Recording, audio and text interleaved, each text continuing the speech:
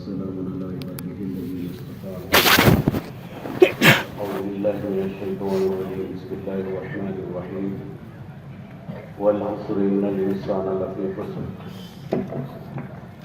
إلا الذين آمنوا وعملوا الصالحات وتواصوا بالحق وتواصوا بالصبر.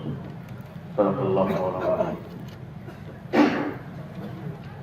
قابل احترام دینی بھائیوں، ہم کسی کام کو کرنا چاہتے ہیں تو اس کا پروگرام بناتے ہیں، پروجیکٹ بناتے ہیں، پلاننگ بناتے ہیں، مشورہ کرتے ہیں. مثلا گھر بنانا ہے تو گھر کے لیے مٹیریل نہیں تیار کرتے، سیمنٹ لاتے، ریتی لاتے، اسٹیل لاتے، انجینئر کو بلاتے، مختلف چیزوں کو جمع کرتے، پھر اس کے بعد گھر تیار ہوتا ہے. کارخانہ بنانا ہے تو کارخانے میں بھی پلانٹ اینڈ مشینریز کو لاتے، ٹیکنیکل اسٹاف کو لاتے، الیکٹریکل ریکوائرمنٹ کو لاتے، اس کے بعد کارخانے کو بناتے ہیں. اللہ پاک نے بھی ایک پروجیکٹ بنایا ہے. وہ پروجیکٹ ہے حضرت انسان، کہ دنیا میں انسان کو پیدا کیا ہے. تو انسان کو پیدا کرنے کے لیے اس کی ضرورت کو لگنے والی چیزوں کو بھی اللہ نے پہلے بنایا ہے. چاند و سورج کو بنایا ہے، ہواؤں کے نظام کو بنایا ہے، ستاروں کے نظام کو بنایا ہے، پانی کے نظام کو بنایا ہے، نباتات کے نظام کو بنایا ہے، حیوانات کے نظام کو بنایا ہے، نظام شمسی اور نظام قمری نظام کو بنایا ہے. ہزاروں قسم کی مخلوقات کو پیدا کیا ہے. سانپ کو بھی بنایا ہے. سانپ انسان کو نقصان دہ نہیں ہے. سانپ میں جو زہریلی جمع ہوتی ہے گیس وہ میتھین ہے. آب و ہوا میں پولوشن کا مسئلہ چلتا ہے، وہ پولوشن میں میتھین گیس بھی ہے. اگر وہ میتھین بڑھ جاتی ہے تو زہر انسانوں میں چلتا ہلاکت کا ذریعہ بنتا ہے. اس میتھین گیس کو سانپ ابزارب کر لیتا ہے. اس طرح ہزاروں قسم کی چیزیں انسان کے فائدے کے خاطر بنائی ہیں. چاند کا فائدہ انسان کو یا انسان کا فائدہ چاند؟ سورج کا فائدہ انسان کو یا انسان کا فائدہ چاند سورج کو یا انسان کو؟ پانی کا، اناج کا، جانوروں کا، پھلوں کا، پھولوں کا، ترکاری کا، اناج کا، زمین کا، کسی بھی مخلوق کو اور کسی بھی چیز کو لے لے تو ان سب کا فائدہ انسان کو ہے یا انسان کا فائدہ ان کو ہے. بکری ہے، گائے ہے، بھینس ہے، بکری کو کھاتے ہیں، بکری کا دودھ نکالتے ہیں، جب چاہا جیسا چاہا مرضی سے اپنا آئٹم بنا دیا. کبھی بکری نے کہا، کبھی بکرے نے کہا مجھے آج بخار ہے مت ذبح کرو. کبھی پوچھا اس سے، دل میں آیا ذبح کر دیا. آم ہے، درخت کو لگا دیا، کبھی کیری کھا لیا، کبھی شاخ کھا لیا، کبھی آم کا رس بنا کر پی لیا.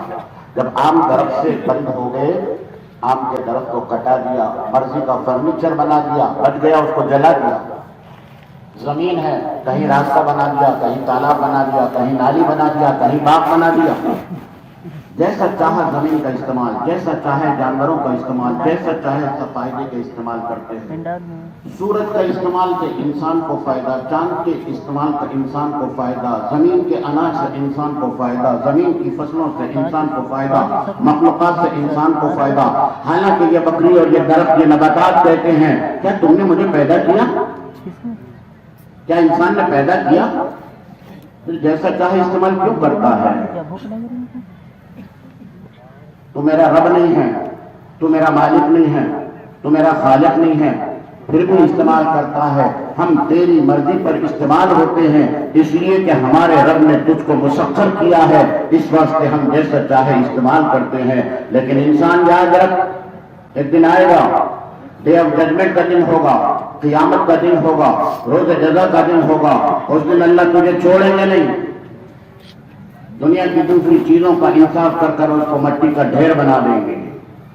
بکری بغیر سنگ کی ہے، اس نے اگر سنگ والی بکری نے بغیر سنگ والی بکری کو مارا ہوگا تو اللہ اس روز بغیر سنگ والی بکری کو سنگ دے دیں گے، اس کا بدلہ دے دیں گے، اس کو ڈھیر کر دیں گے. لیکن انسان تجھے چھوڑیں گے نہیں. دنیا میں ہم نے رب کی مرضی پر تیرے مرضی سے مسخر ہونے کی وجہ سے استعمال ہو گئے. لیکن تو نے دنیا میں رب چاہی زندگی کو چھوڑ کر نفس چاہی زندگی کو اختیار کیا، تو نے ٹریڈیشن کو اختیار کیا، تو نے رسم و رواج کو اختیار کیا، تو نے من چاہی زندگی کو اختیار کیا، تو نے جیسا چاہا ویسا کہتا رہا، کبھی اللہ کے حکموں کا استظار نہیں رہا، کبھی حضور کے پاکیزہ طریقوں کا خیال تک کے نہیں آیا، اپنی مرضی کو خیال کیے بغیر استعمال کرتا رہا۔ لیکن اس دن یاد رکھ، جب اللہ تجھے قتل کریں گے تو ایک قدم بھی تیرا حق نہیں پائے گا، وہ قیامت کا دن ہوگا۔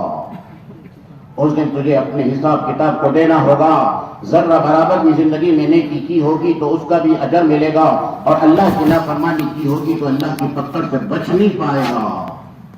پھر کون بچے گا؟ کون بچ پائے گا؟ وہ انسان بچ پائے گا جو اللہ کے حکموں پر نبی کے طریقے پر زندگی کو گزار کر آیا ہے۔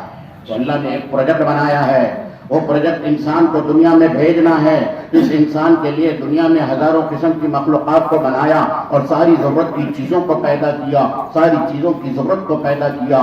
بھوک بھی اسی نے پیدا کی، بھوک کو مٹانے کی چیزیں بھی اسی نے پیدا کی، پیاس بھی اسی نے دیا ہے، اور پیاس کو ختم کرنے کے پانی کی طاقت کو بھی اسی نے پیدا کیا ہے۔ ہر چیز کو پیدا کرنے والا، ہر چیز کو بنانے والا، ہر چیز کا خالق اللہ ہے۔ اللہ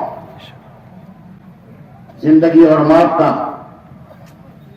صحت اور بیماری کا، عزت اور ذلت کا، کامیابی ناکامی کا، نفع کا نقصان کا تنہا اکیلا مالک ہے، وہ اللہ ہے۔ اللہ اس اللہ کو پہچاننے کے لیے، اس اللہ کے حکموں پہ چلنے کے لیے اللہ پاک نے دنیا میں انبیاء علیہ السلام کو مبعوث فرمایا۔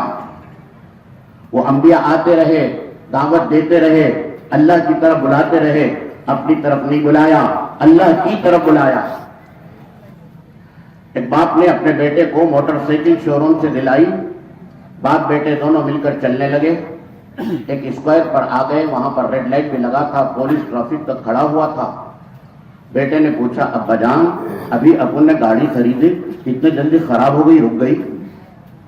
بیٹے گاڑی خراب نہیں ہوئی، میں نے روکا ہوں، یہ سامنے جو ریڈ لائٹ نظر آتا ہے نا، یہ سگنل ہے، سگنل، اور سامنے بازو جو کھڑا ہے نا وہ ٹریفک پولیس والا ہے، اگر ہم نہیں روکیں گے تو ٹریفک پولیس والا ہمیں پینالٹی لگا دے گا، فائن لگا دے گا، اس لیے میں نے روکا۔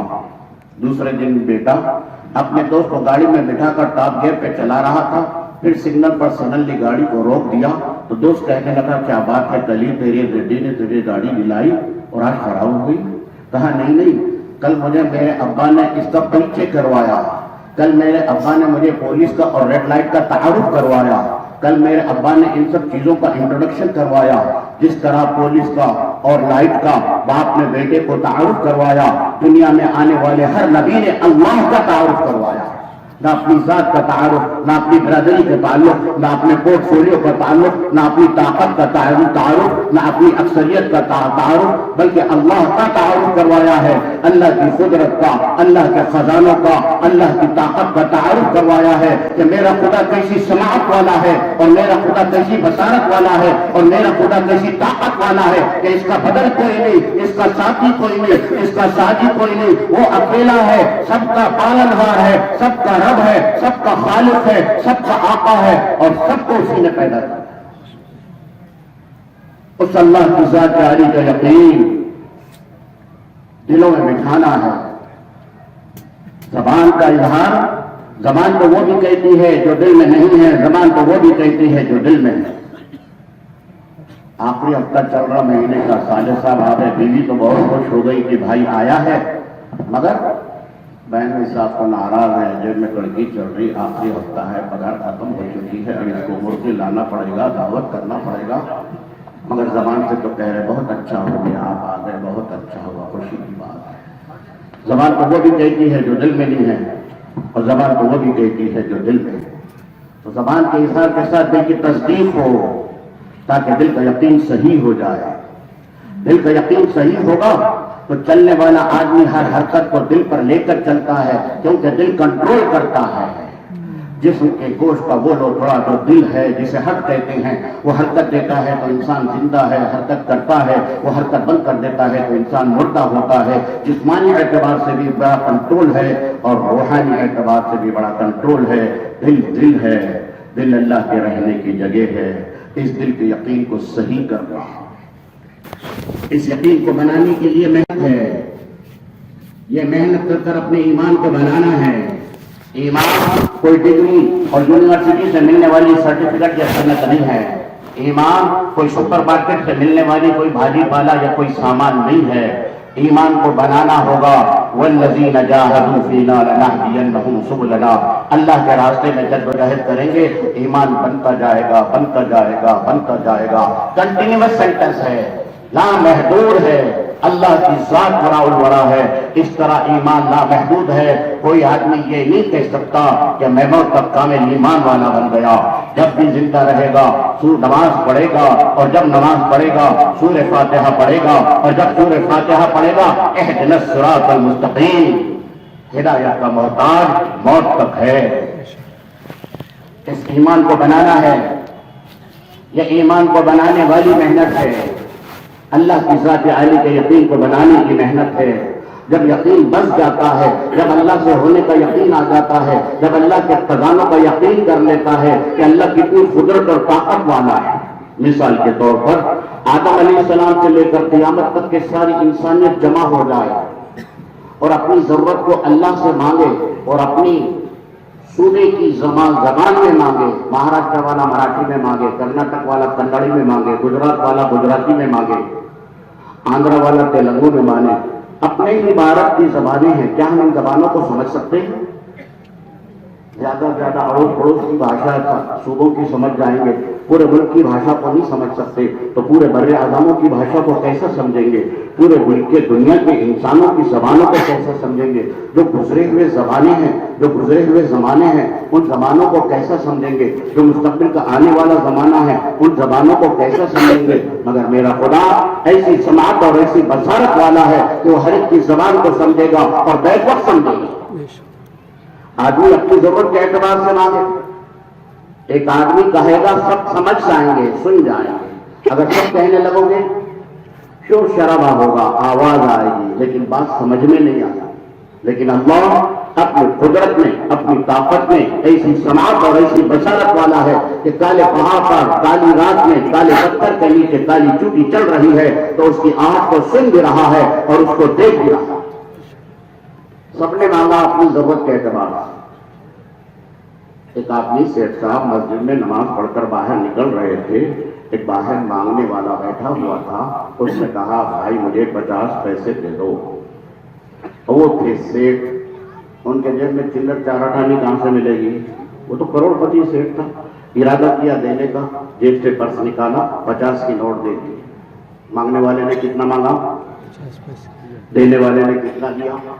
بندہ اپنی ضرورت کے اعتبار سے مانگے، کھیتی والا اپنے اعتبار سے مانگے، نوکری والا اپنے اعتبار سے مانگے، تاجر اپنی تجارت کے اعتبار سے مانگے، سارے اپنی زراعت کے اعتبار سے مانگے، لیڈر اپنی کرسی کے اعتبار سے مانگے، ہر بندہ اپنے اعتبار سے مانگے اور اپنی ضرورت کے اعتبار سے دے، اور خدا اپنی شان کے اعتبار سے دے تو خدا کے خزانے میں اتنی بھی کمی نہیں آئے گی جتنی کمی ہم جن دور میں نہیں بمبئی چلیں گے، گیٹ وے آف انڈیا پہ بیٹھیں گے اور پانی کے جہاز میں چلیں گے اور بیچ سمندر میں چلیں گے اور سمندر میں چل کر سبل نہیں ڈالا، صبح نہیں ڈالا، بارش سوئی ڈالی، سوئی۔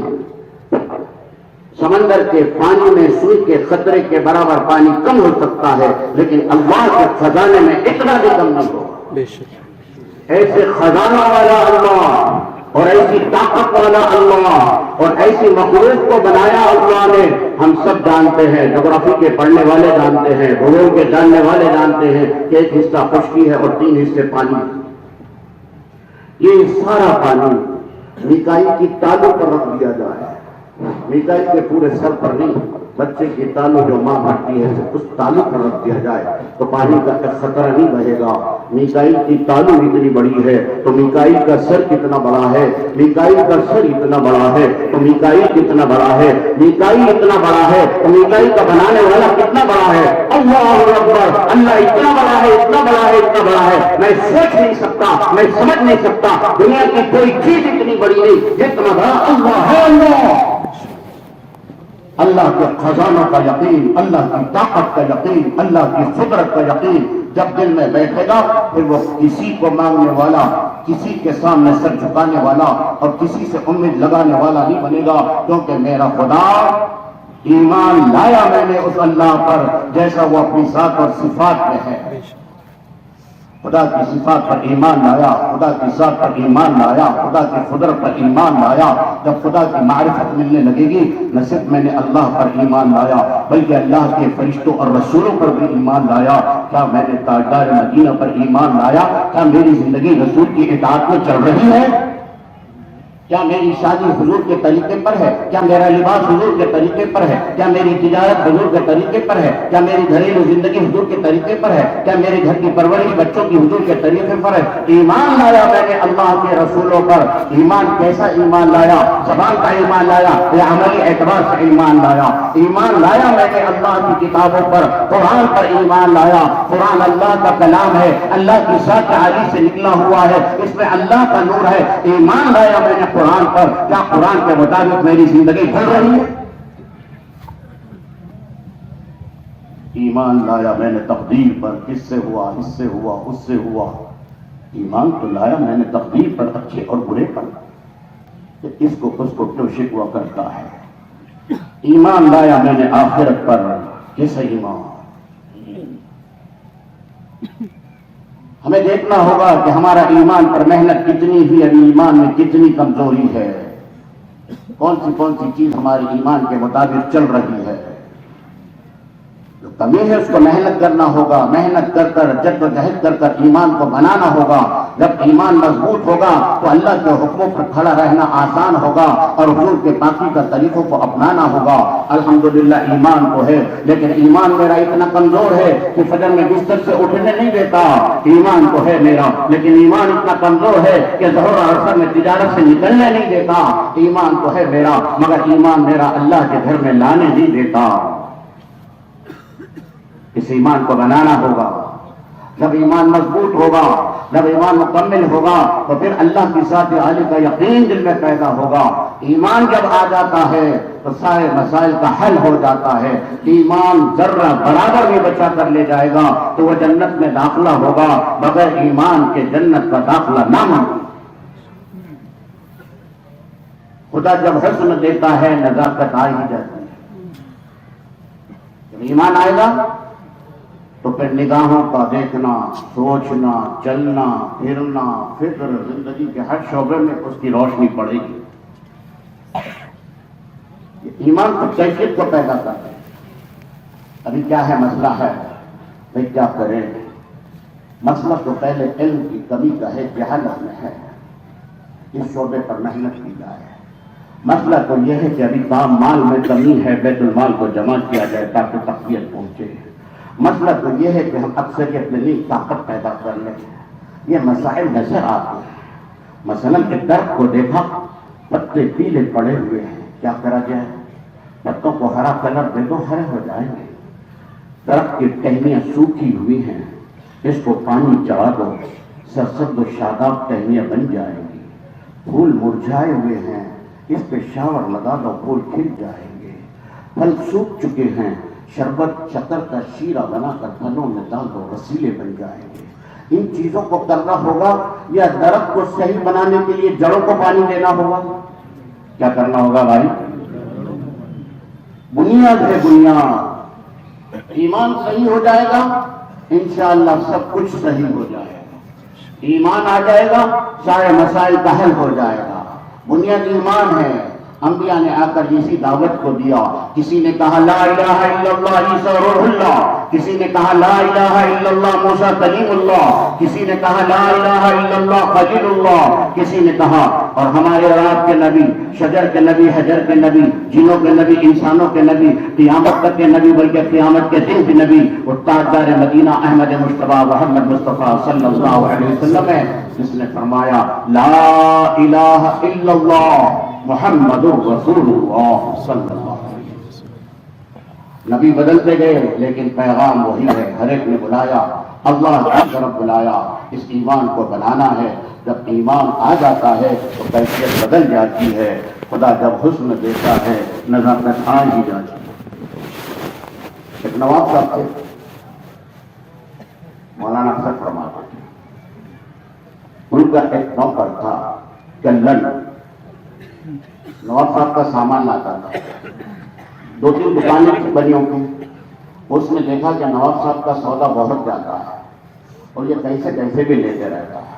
वो बनिया ने उस कल्लन को पटाया और कहा कि तू सामान सब मेरे पास से लेके जा, जो रेट बाजार का है वही रेट से दूंगा, लेकिन मेरे पास से लेगा तो तुझे कमीशन भी अलग दे दूंगा। कल्लन ने कहा फोकट में पैसे आ रहे, उससे सामान खरीदना शुरू कर दिया। अब कल्लन सामान खरीदता, पैसे जमा होते जाते। और क्या काम था उसका? सौदा लाना, खाली बैठना। एक मांगने वाला फकीर आता था, उसके साथ गपशप मार के बैठा हुआ रहता।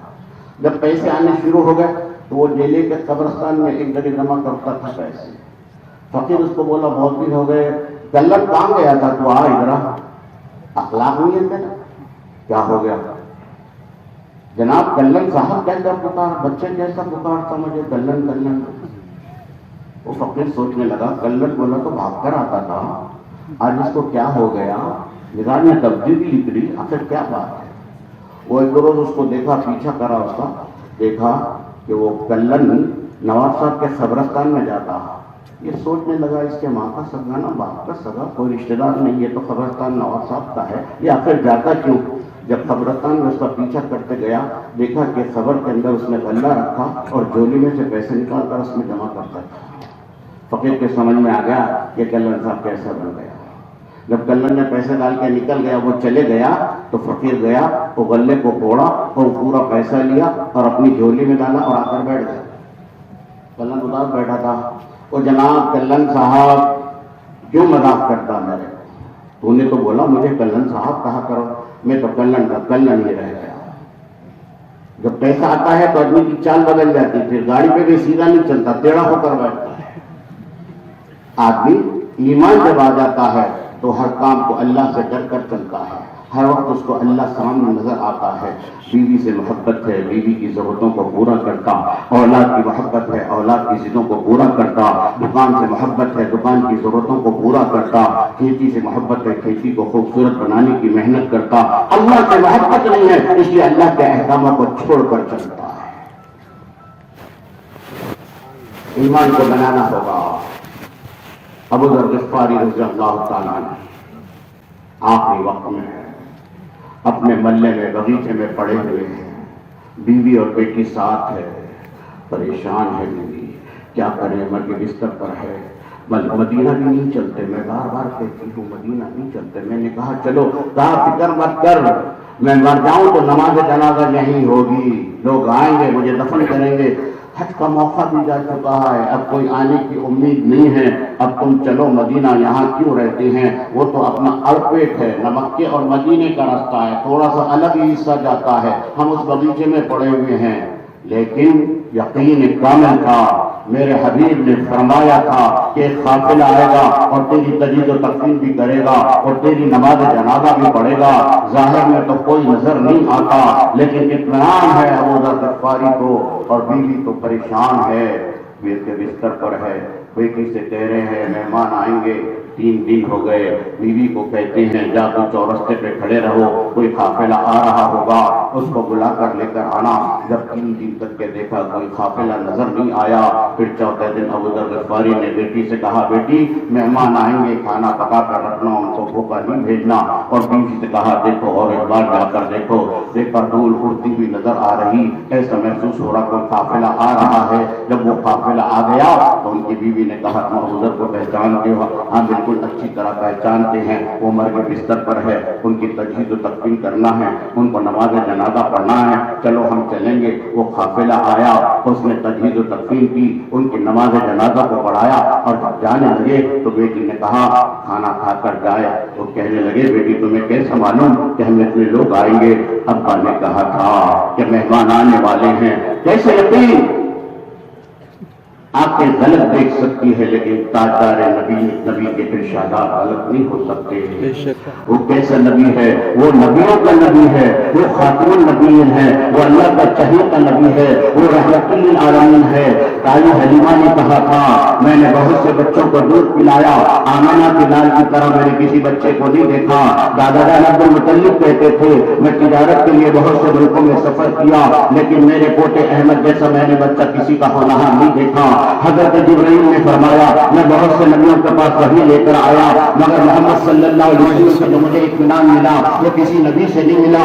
اللہ کہتا تو یوں کہتا میں نے سب بندوں کو پیدا کیا لیکن محمد جیسا بندہ کسی کو نہیں پیدا کیا. اللہ کے بعد ادب کے قابل, عظمت کے قابل, احترام کے قابل, اکرام کے قابل ہے کہ وہ تمہارے اور میرے نبی, شجر کے نبی, حجر کے نبی, جنوں کے نبی, انسانوں کے نبی, وہ تاجدار مدینہ احمد مجتبی محمد مصطفیٰ صلی اللہ علیہ وسلم ہے. کی محمد سے وفا تو نے, کی محمد سے وفا تو نے, کہ ہم تیرے ہیں یہ جہاں چیز ہے کیا لوح قلم تیرے. قل ان کنتم تحبون اللہ فاتبعونی یحببکم اللہ. ایسے نبی کو اللہ پاک نے ہمیں بغیر مانگے کے دیا ہے. وہ نبی جس کی امت میں بننے کو نبی دعا کرتے, ایسا نبی تاجدار مدینہ ہمیں عطا فرمایا ہے اور ہمیں عالم نبی کی عالم امت میں پیدا فرمایا ہے. حضرت موسیٰ علیہ السلام اور حضرت ہارون علیہ السلام, حضرت عیسیٰ علیہ السلام, تینوں انبیاءوں کے دور میں 1100 سال گزرے ہیں. آج کتنے سال ہو گئے؟ 1400 سال سے زیادہ ہو چکے ہیں. دنیا میں کوئی نبی نہیں. نبی کا آنا ہدایت ہے, نبی کا آنا رحمت ہے, نبی کا آنا اللہ کی پہچان ہے, نبی کا آنا اللہ کا تعارف ہے. اب کوئی نبی نہیں ہے تو کون دعوت دے گا؟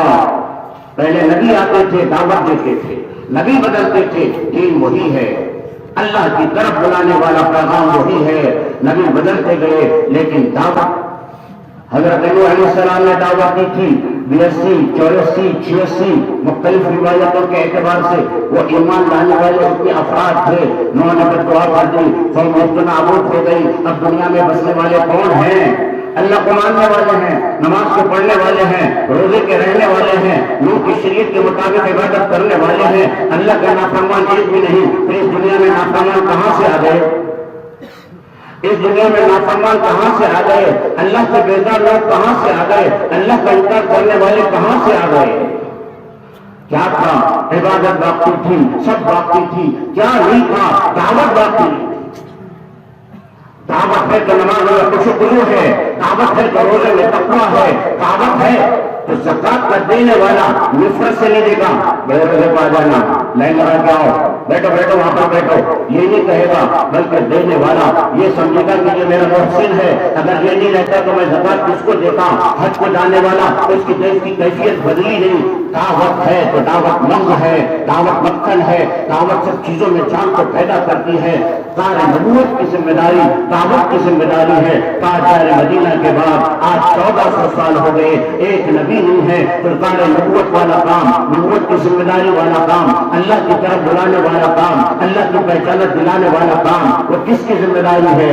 ہر کلمے والے کی ذمہ داری ہے. 4 مہینے لگانے والے, چلا لگانے والے, عالم دین کی, حافظ کی, امام کی, شیخ الحدیث کی, یا شہری کی, یا مال والے کی نہیں, ہر کلمے والے کی ذمہ داری ہے. اس کی بھی ذمہ داری ہے جس کو ہاتھ نہیں ہے. سائیکل چلانے کو, ہینڈل پکڑنے کو ہاتھ لگتا ہے, ہاتھ نہیں ہے, اس کی بھی ذمہ داری ہے. جو پیر سے معذور ہے, بائک چلانے کو, کک مارنے کو پیر لگتا ہے, بغیر پیر کے کک نہیں مار سکتا, اس کی بھی ذمہ داری ہے. جو مرگ بستر پر ہے اس کی بھی ذمہ داری ہے. دین اتنا آسان ہے اور دین کی ذمہ داری ہر ایک کو ہے. مولانا الیاس رحمۃ اللہ فرماتے مرگ بستر پر ہے, لوگ عیادت کے لیے آئے ہوئے ہیں, ان سے کہو بھائی میری تو صحت ٹھیک نہیں ہے, اللہ نے آپ کو صحت دی ہے, آپ جاؤ اللہ کی طرف بلانے والی محنت میں لگ جاؤ, اللہ کی طرف بلانے والے بن جاؤ. یہ ذمہ داری تاجدار مدینہ نے خطبہ وداع میں آخر میں ساری امت کو دیا ہے.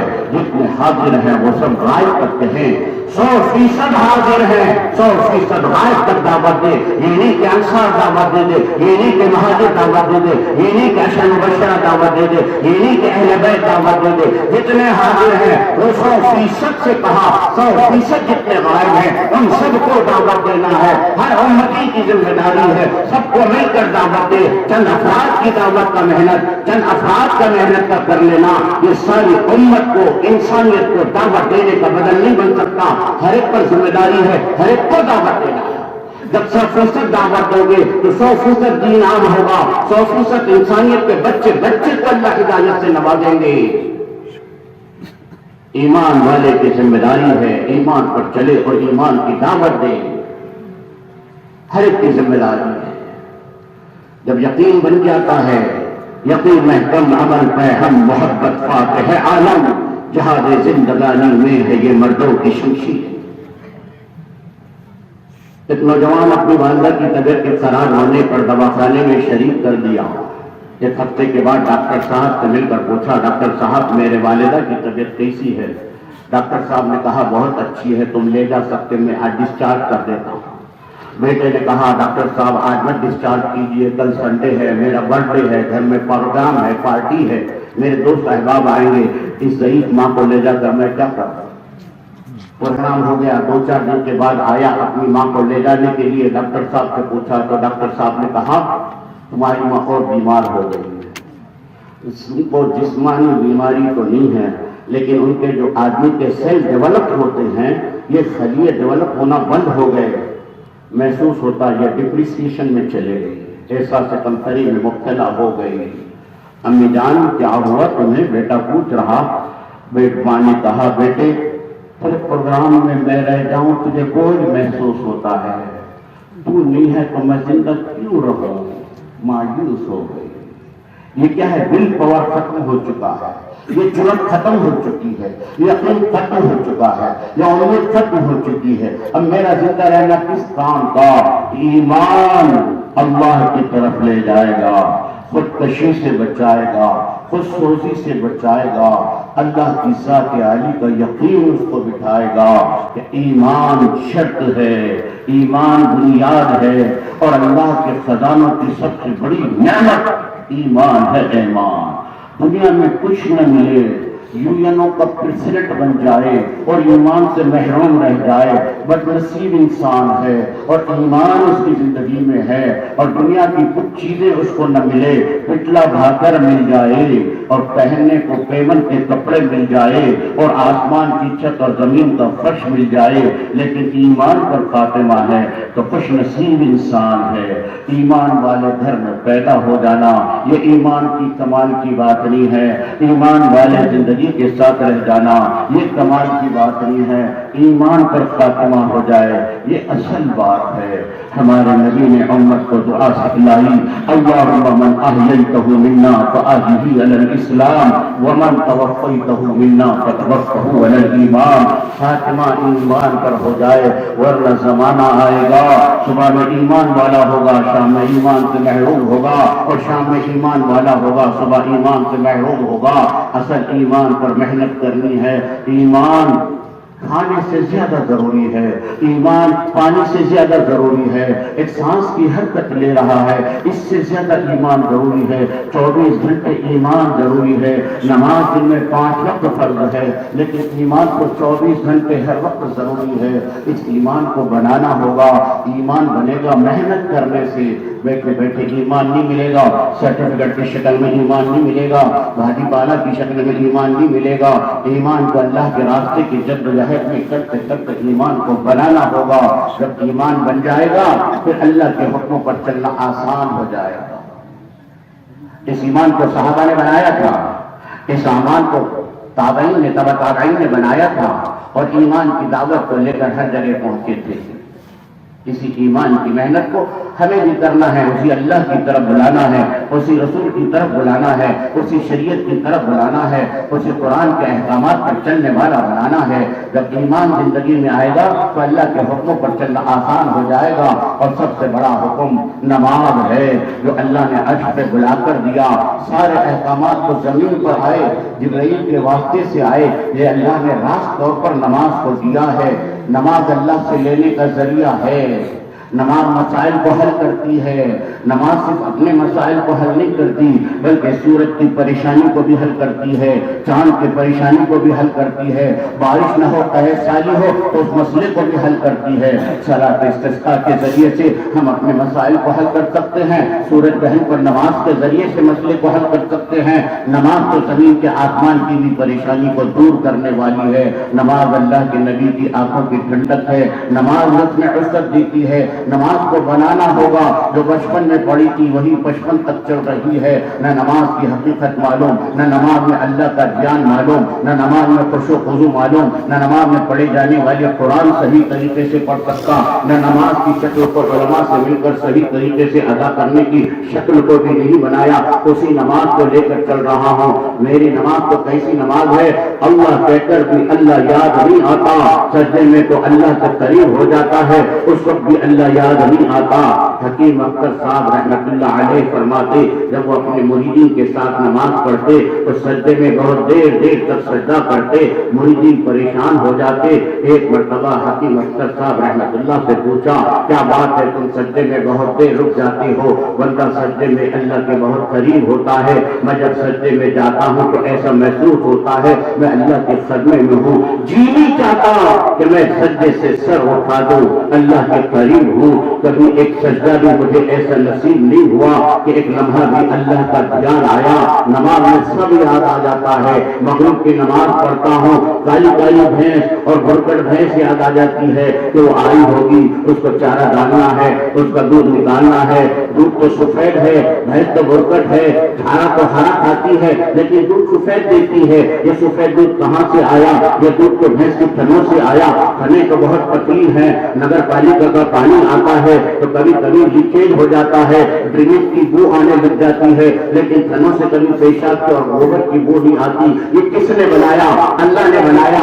ہرا گھاس کھا کر دودھ دیتی ہے، کیا ہر بھینس گھاس کھانے پر دودھ دیتی ہے؟ تو بعض بھینس بھی تو ہرا کھاتی ہے تو وہ دودھ کیوں نہیں دیتی ہے؟ بھینس کو دودھ تھنوں سے نہیں آتا، بھینس کو دودھ اللہ کے خزانوں سے آتا ہے۔ بھینس کو دیکھ کر اللہ یاد آ جائے تو دیکھو اللہ کہہ کر بھی اللہ یاد نہیں آتا۔ امام غزالی رحمت اللہ کی والد محترمہ کے پاس امام غزالی پہنچے اور کہا، امی جان، چھوٹا بھائی احمد جو ذکر و سلوک میں اپنے اعلیٰ مقام پر ہیں، کہا امی جان چھوٹا بھائی میرے پیچھے نماز نہیں پڑھتا، میرے شاگرد مجھ سے بار بار گن کرتے رہتے ہیں کہ آخر بھائی ہو کر بھائی کے پیچھے نماز کیوں نہیں پڑھتا؟ امی نے بلایا چھوٹے بیٹے سے، کہا کہ بیٹے تم نماز کیوں نہیں پڑھتے؟ بھائی کے پیچھے نماز پڑھ لیا کرو۔ ٹھیک ہے امی جان، میں نماز پڑھ لوں گا۔ رکعت بانی، نماز پڑھی، نماز شروع ہوئی، پہلی رکعت بھی، دوسری رکعت بھی۔ احمد غزالی چھوٹے بھائی نے نماز توڑ کر چلے گئے۔ اتنا تھا کہ سنگن زور شور سے بڑھ گئی۔ بڑے بھائی کو غصہ آیا، امی جان یہ نہیں پڑھتا تو اچھا تھا، اس نے نماز پڑھی نہیں بلکہ نماز توڑ کر میرے پیچھے سے چلے گیا اور سب چنتن کر رہے ہیں، میرے پر انگلی اٹھا رہے ہیں۔ امی نے چھوٹے بھائی کو بلایا، کیا بیٹے کیا کہنا ہے؟ ہاں امی جان یہ بات سچ ہے، میں نے نماز پڑھی، پہلی رکعت پڑھی، لیکن میں نے اس کی طرف توجہ ڈالی تو یہ حیض کے مسائل پہ غور کر رہا۔ صاحب کہتے کہا میرا بڑا بھائی امامت کرتے کرتے حیض کے مسائل پہ غور کر رہا تھا، تو دوسری رکعت میں میں نے سوچا نماز توڑ کر چلے گیا۔ مانے ان للہ و انا الیہ راجعون پڑھی۔ بڑے بھائی نے کہا امی جان تم نے مجھ پر انا للہ کیوں پڑھی؟ کہا تو بھائی نے کہا ہاں یہ سچ کہہ رہا چھوٹا بھائی کہ میں حیض کے مسائل پہ غور کر رہا تھا، نماز کا وقت باقی تھا، میں انتظار میں تھا، اسی مسائل پر میرا سوچ چل رہا تھا، نماز میں آیا تو خیال آ گیا، خیال تو میرے ہاتھ کا نہیں ہے، خیال تو میرے اختیار میں نہیں ہے، ہاں خیال میں جمع رہتا تو وہ میری غلطی آتی، خیال آیا اور چلے گیا۔ چھوٹے بیٹے سے پوچھا تو کہا اس وجہ سے میں نے توڑ دیا، تو ماں نے انا للہ پڑھی۔ بڑے بھائی نے پوچھا امی جان تم نے مجھ پر انا للہ کیوں پڑھی؟ تجھے اللہ کا دھیان رہنے کے بدلے حیض کے مسائل کی طرف تیرا دھیان کیوں گیا؟ چھوٹا بھائی پوچھا امی تم نے مجھ پر کیوں پڑھی؟ تو اللہ کی طرف توجہ دیتا، بھائی کی طرف توجہ کیوں دیتے بیٹھا؟ بچپن سے میں نے تمہاری تربیت کی لیکن آج تک تم کو نماز پڑھنا نہیں آیا۔ ایسی ماں رہتی تھی جو اپنے بچوں کی نماز کی تربیت کر کر اللہ کے دھیان کو پیدا کرواتی تھی، آج بچپن سے پڑھ کر بچپن میں آ گیا، احساس بھی نہیں ہے کہ میری نماز کا کیا ہوگا، میری نماز میں کتنی کمی ہے، میری نماز میں خشوع کہاں، میری نماز میں خضوع کہاں، میری نماز ایسی نہیں جو اللہ کو مطلوب ہے، میری نماز ایسی نہیں جو اللہ سے لینے والی بنی۔ کیا حال ہے صحابیہ 9 مسلم اسلام میں داخل ہوئی اور ہجرت کر کر واپس آئیں، اور وہ ٹھہری ہوئی تھی کہ ان کے بچے کا انتقال ہو گیا، تیار کیا گیا جنازہ۔ اللہ کے نبی نے کہا جہاں اس کی ماں سے کہہ دو۔ وہ آئی اور اللہ کے نبی سے نہیں سیدھا دعا کرنے لگ گئی کہ اے اللہ تو کتنے بچوں کو پیدا کر سکتا، مار سکتا، تیری قدرت ہے، لیکن یہ لوگ تانا دیں گے کہ اسلام کو قبول کرنے کی وجہ سے نرینہ اولاد ختم ہو گئی۔ دعا کر اپنے مرے ہوئے بچے کو زندہ کر دیا۔ ابو ایوب انصاری رضی اللہ تعالیٰ نے مرے ہوئے بچے کو زندہ کر دیا۔ صحابہ نے اپنی نمازوں کے ذریعے اپنے مسائل کو حل کروایا۔ ہماری نماز سر کے درد کو بھی دور نہیں کر سکتی۔ ہم نے نمازوں پر محنت نہیں کی، ہم نے دکانوں پر محنت کی، ہم نے کھیتی پر محنت کی، ہم نے گھروں پر محنت کی، ہم نے دنیا اور دنیا کی چیزوں پر محنت کی، اس نماز پر محنت نہیں کی جس نماز سے اللہ سے لینے کا ذریعہ ہے۔ اس لیے ہمیں چاہیے کہ ہم نماز پر محنت کریں، علماء حق سے ملاقات کریں، عملی شکل میں نماز کو پوچھیں، نماز کے مسائل کو جانیں، نماز کے ظاہر کو بنائیں، نماز کے باطن کو بنائیں، اللہ کے دھیان کو بنانے کی مشق کریں۔ نماز تو وہ نماز ہے جس میں اللہ ہی کا دھیان رہے، میں اللہ کو دیکھ رہا ہوں یا اللہ مجھے دیکھ رہا ہے، تیسرا کوئی دھیان کا تصور ہی۔ کیا میری نماز ایسی بنی جب اوپر کا کہہ دیا تھا نہیں کھانس رہا نہیں، مگر نماز میں کھانسے ویسا کر رہا ہوں، میرے پیسے دوسرا اٹھانا نہیں، کسی جان ہے مچھر میری نماز میں خلل ڈال دیتا ہے۔ آج کل تو موبائل میرا وائبریٹ پہ رکھ دیا تو نماز میں خیال ہی نہیں لیتا، گھڑی گھڑی جیب کی طرف چلی جاتا، اس طرح بریکر لگ کر ڈائیورٹ ہو جاتا۔ حضرت علی کرم اللہ وجہ کی نماز کیسی کہ تیر ہے پیر میں لگا ہوا، زخمی حالت میں ہے، لوگ آ کر کھڑے ہوئے ہیں، نماز پڑھ کر سلام پھیرا، کیا ہوا مجھے پتا ہے تیر نکالے، نہیں تیر تو نکال چکے ہیں، پتا بھی نہیں چلا کہ انہیں تیر بھی نکل گیا۔ ہماری نمازوں کو بنانا ہے، اللہ کے راستے میں چل پھر کر، اپنے قرآنوں کے ساتھ رہ کر، علماء حق کی صحبت میں جا کر، ان کی خدمت میں جا کر نماز کے مسائل کو سیکھنا ہے، نماز کی شکلوں کو صحیح کرنا ہے، نماز پر محنت کرنا ہے۔ سب سے پہلے حساب کتاب میں نماز ہی کی تو پوچھ ہوگی، نماز سے تو اللہ سے تعلق بڑھے گا، اس لیے نمازوں کو بنانا ہے، اللہ سے لینے کا ذریعہ ہے۔ یہ سب چیزوں کو حاصل کرنے کے لیے علم بھی ضروری ہے۔ بے علم نتواں خدا را شناخت، بغیر علم کے اللہ کو بھی نہیں پہچانا جا سکتا۔ اللہ کو پہچاننے کے لیے بھی علم چاہیے، وہ علم جو نفع والا علم ہے، وہ علم جو عقل کو پیدا کرے وہ علم نہیں، وہ علم ناقص ہے جو عمل کے اوپر آمدہ نہ کرے، اور وہ عمل ناقص ہے جو بغیر اخلاص کے ادا کیا جائے۔ اس لیے نفع والے علم کو حاصل کریں۔ نفع والا علم کون سا؟ وہ شریعت کا علم ہے، وہ قرآن کا علم ہے۔ زالوجی کے جاننے والے، باطنی کے جاننے والے، جینیٹکس کے جاننے والے یوں کہتے ہیں کہ جب نر اور مادہ ملتے نہیں تب تک نئی چیز وجود میں نہیں آتی۔ زالوجی کا علم ناقص ہے، قرآن کا علم مکمل ہے۔ قرآن کہہ رہا ہے کہ اللہ کی قدرت میں ایسی طاقت والا ہے کہ بغیر اور بغا اور بغیر باپ کے بھی اللہ پیدا کر سکتا ہے۔ اللہ اپنی طاقت میں اتنی قدرت والا ہے کہ بغیر باپ کے عیسیٰ کو بھی پیدا کر سکتا ہے۔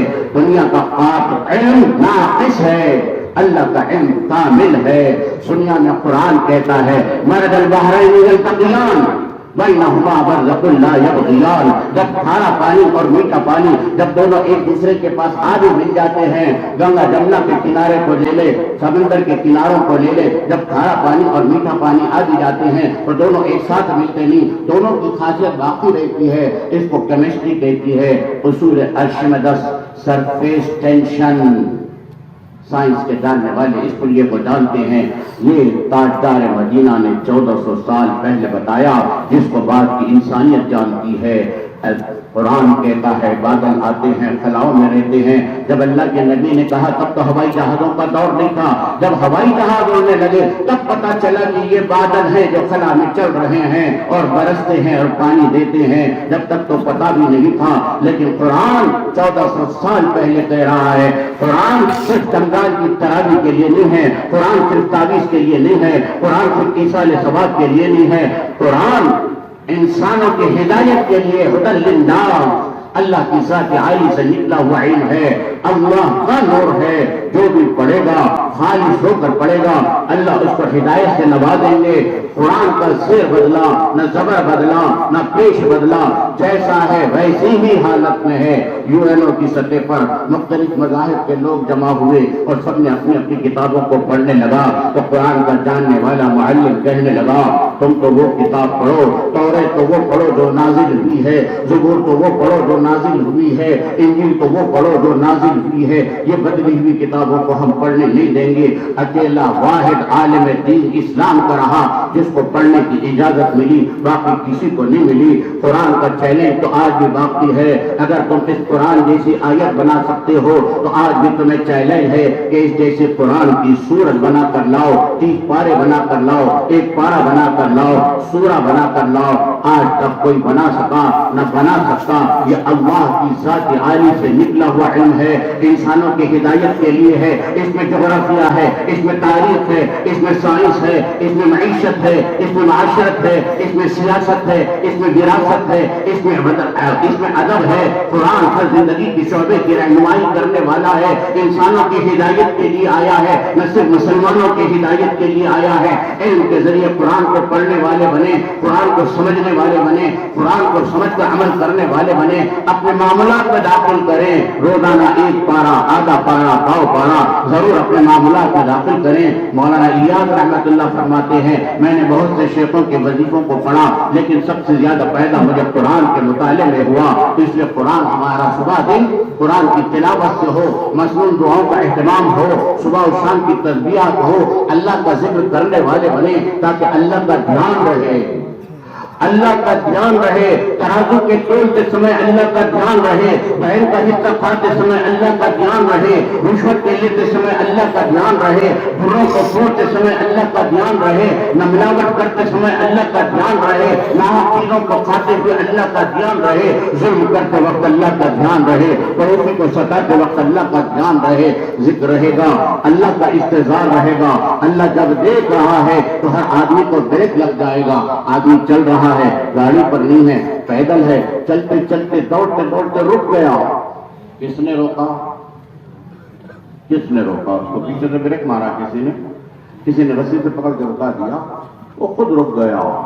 جس طرح اس کا نفس اس کو روک دیتا ہے، ایمان اس کو ہر برائی سے روک دیتا ہے۔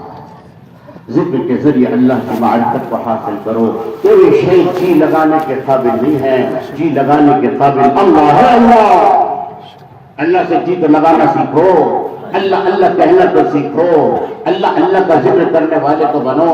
ایمان والوں کے مجلسوں میں، ایمان والوں کے گھروں میں، ایمان والوں کے پروگراموں میں، ایمان والوں کی مارکیٹوں میں تذکرے ہیں، حالات کے تذکرے ہیں، اناجوں کے تذکرے ہیں، چیزوں کے تذکرے ہیں، حتیٰ کہ خط اور گوبر کے تذکرے ہیں۔ تذکرانی ہے تو اللہ کی ذات کا تذکرانی ہے، تذکرے کے قابل، تعریف کے قابل، ذکر کے قابل تو بس اللہ ہے۔ اللہ اس لیے ہمیں ذکر کی عادت ڈالنی ہے، اللہ کے دھیان کو بنانے کے لیے ذکر کی عادت ڈالنی ہے۔ ذکر یہ نہیں ہے کہ تسبیحات کا پڑھ لے، ذکر تو یہ ہے کہ اللہ کے حکم کو اس وقت کے موقع پر حضور کے طریقے پہ ادا کرنے والے بن جائیں۔ حکم الہی کو طریقہ نبوت سے ادا کرنے کا نام ذکر ہے۔ اس لیے اپنے تعلق کو اللہ سے بڑھاؤ، اللہ کی معرفت سے بناؤ۔ اللہ کی محبت دل میں بیٹھے گی پھر کسی چیز میں جی نہیں لگے گا، پھر کسی چیز میں جی نہیں لگے گا۔ جگر مرامت آبادی حضرت اشرف علی تھانوی کے بہت بڑے مریض گزرے ہیں، وہ وقت کے چیف جسٹس تھے۔ ایک مرتبہ اپنے اجلاس سے آ کر دوستوں کے ساتھ بیٹھے ہوئے تھے، ان کے ابا آئے اور ہاتھ میں پھگا لے کر آئے، سب دوست بیٹھے ہوئے ہیں، کہنے لگے بیٹے بچپن میں تو روتا تھا، پھگا دلاؤ پھگا دلاؤ، پھونکتے پھرتا تھا، یہ تیرے لیے پھگے لے کر آیا۔ اب جسٹس بیٹھا ہے، اسی اسٹائل کے دوست بیٹھے ہوئے ہیں، اب باپ ایسا کہہ رہا تو شرمندگی محسوس ہوگی، یہ کیا لگایا پھگے لا کے دے دے۔ بچپن میں تو ضد کرتا تھا، بچپن میں تو روتا تھا، پھگے پھگے بولتا تھا، پھگتے بیٹھتا تھا، اب لینا پھگے لے کر آیا، وہ شرمندگی محسوس کر رہا۔ اس طرح بیٹے آج تجھے پھوپھوں پہ شرمندگی محسوس ہوگی، ایک وقت آئے گا کہ تو شرمندگی محسوس کرے گا. تو نے اپنے وقت کو ضائع کیا، اپنے اسٹیٹس کو بنانے میں وقت کو ضائع کیا، اپنی بلڈنگوں کو کھڑے کرنے میں وقت کو ضائع کیا، اپنے دنیا کے زمانے میں وقت کو ضائع گا. جب قیامت کا دن ہوگا، جب اللہ کے سامنے حساب دے گا، اس وقت یہ چیزیں تیرے سامنے لائے گی، اس وقت تجھے شرمندگی ہوگی اور اس وقت تجھے احساس ہوگا کاش میں نے سارا وقت کو برباد کر دیا، جو لانا تھا وہ نہیں لایا، جو فنا ہونے والی چیز تھی اسی میں وقت کو لگا دیا، گیا وقت پھر ہاتھ تو آتا نہیں، اس وقت کا افسوس کرنا پڑتا نہ کچھ کام نہیں آئے گا. اس لیے ہمیں وقت ہے غنیمت ہے، اللہ سے توبہ کر لیں، اللہ سے معافی مانگ لیں، اللہ سے معافی مانگ لیں. اللہ بڑا کریم ہے، اللہ بڑا کریم ہے. کریم کس کو کہتے ہیں؟ جو بغیر مانگے دیتا ہے. کریم کس کو کہتے ہیں؟ جو ضرورت سے زیادہ اپنی شاعر شان دیتا ہے. حاتم طائی کی سخاوت کو ہم نے سنا ہے، تاجدار مدینہ کے دور سے پہلے کا شخص گزرا ہے. حاتم طائی سے کہنے لگے کہ تم بہت بڑے سقی ہے. اس نے کہا کہ میں اتنا سقی نہیں جتنا عرب سقی ہے. کیسے کیا؟ ایک مرتبہ میں جا رہا تھا، حاتم طائی کا کہنا ہے میں جا رہا تھا، رات کا وقت ہے، قافلوں میں مل کر چلتے، اکیلے سفر نہیں کرتے، کوئی بھی آ کر حملہ کر سکتا تھا، قافلوں کی طرح چلتے تھے. بڑا قافلہ جا رہا تھا، چلتے چلتے رات ہو گئی تو ہمیں کوئی منزل نہیں ملی. ایک جنگل میں جھوپڑی سی نظر آئی جہاں پر ٹمٹماتا ہوا چراغ تھا. ہم اس جھوپڑی میں چلے گئے. وہ جھوپڑی والے نے ایک بکری کو ذبح کیا، ہمارے لیے ان کا لا کر رکھا. ہم صبح سے بھوکے تھے، ہم کھانے لگ گئے. اس نے کلیجی بھی لا کر رکھ دیا. سب کے ہاتھ کلیجی پہ پڑ گئے. وہ جھوپڑی والا سمجھا کہ ان کو کلیجی زیادہ پسند ہے، ان کی مرغوب غذا دیتی ہے. اب ایک بکری میں کتنے کلیجی آئے گی؟ اس نے کیا کیا؟ سب کے لیے چاہیے، پورے قافلے کے لیے چاہیے، تو سب بکریوں کو ذبح کر دیا اور سب بکریوں کے کلیجی کو نکالا اور اس لیور کو بھون کے سب کے سامنے رکھا. سب شکم سیر ہو کر کھا لیے. جب صبح صادق ہوئی، صبح کو اٹھ کر جانے لگے تو حاتم طائی نے دیکھا کہ اس کی جھوپڑی میں جو بکریوں کا کوٹا ہے سب بکریوں کے کارکس پڑے ہوئے ہیں اور سب کے لیور خالی ہیں. حاتم نے پوچھا تم نے یہ کیا کیا؟ میں نے مہمان نوازی میں کمی نہ آئے، مہمان کی پسند کی چیز کلیجی تھی، اس کے لیے سب بکروں کو ذبح کر دیا. میں سوچتا ہوں میں حاتم ہوں، خزانوں کو دیکھ کر اس کے بعد سخاوت کرتا ہوں. یہ تو مجھ سے بڑا سخی ہے کہ سب کچھ مہمان نوازی میں لگا دیا ہے، بغیر مانگے کے ضرورت سمجھ کر اس نے دے دیا. کریم تو وہ کریم ہے جو اپنے سے زیادہ دیتا ہے، اپنی شان کے اعتبار سے دیتا ہے. ہمارا اللہ تو بڑا کریم ہے. جب بندہ توبہ کرنے کو آئے گا، جب معافی مانگے گا، جب اللہ سے جی لگائے گا، جب اللہ کو راضی کرے گا، جب اللہ کے دربار میں اپنے کو قبول کروائے گا، مشہور نہیں، شہرت والا نہیں، قبولیت والا بنے گا، جب اللہ کی محبوبیت والا بنے گا. قبولیت تو آسمانوں سے چلتی ہے، شہرت تو زمینوں پر چلتی ہے. شہرت کرنے والے زمین میں اپنا ڈھنڈورا پیٹتے ہیں اور قبولیت تو پہلے آسمان پہ اعلان ہوتا ہے فرشتوں میں اللہ کی طرف سے، دوسرے آسمان پہ ساتوں آسمانوں پر اعلان ہوتا ہے. پھر آسمان والے زمین پر رہنے والے اللہ کے بندوں سے کہتے ہیں کہ اللہ اس کو قبول کرتا ہے، اللہ اس کو پسند کرتا ہے. قبولیت تو آسمانوں سے چلتی ہے اور شہرت زمینوں سے چلتی ہے. اپنے آپ کو قبول بنانا چاہتے ہو، اپنے آپ کو اللہ کی رضا چاہتے ہو تو اللہ سے توبہ کر لو، اللہ سے جی لگانے والے بنو، اللہ کے حکموں پر چلنے والے بنو. اللہ کا بس اللہ ہے، کوئی شے جی لگانے کے قابل نہیں ہے. جی لگانے کے قابل تو اللہ ہے. اللہ کسی پہ نظر پڑ جائے تو وہ اس کو دل دے بیٹھتا ہے. لیلا مجنون کی داستان کو ہم نے کتنی بار پڑھا. جب جندو کا تھا مجنون، شیری فرحت کے واقعات کو جانتے ہیں. عشق مجازوں میں اتنی محبت کے کارنامے کہ اپنی زندگی کو لگائے بیٹھا ہوا ہے. عشق حقیقی میں کتنا مزہ آئے گا اس کا اندازہ نہیں ہے. ایک دوست کے ساتھ دوستی کرتا تھا. وہ دوست کے گھر پر پہنچا، آواز دی تو چند گھر آگے ایک لڑکی نظر آ گئی. اس پر نظر پڑ گئی، وہ دل میں بس گئی. اور وہ دوست بار بار آتا اور وہ دوست کہتا میرا گھر تو یہاں تو آگے کہاں جاتا.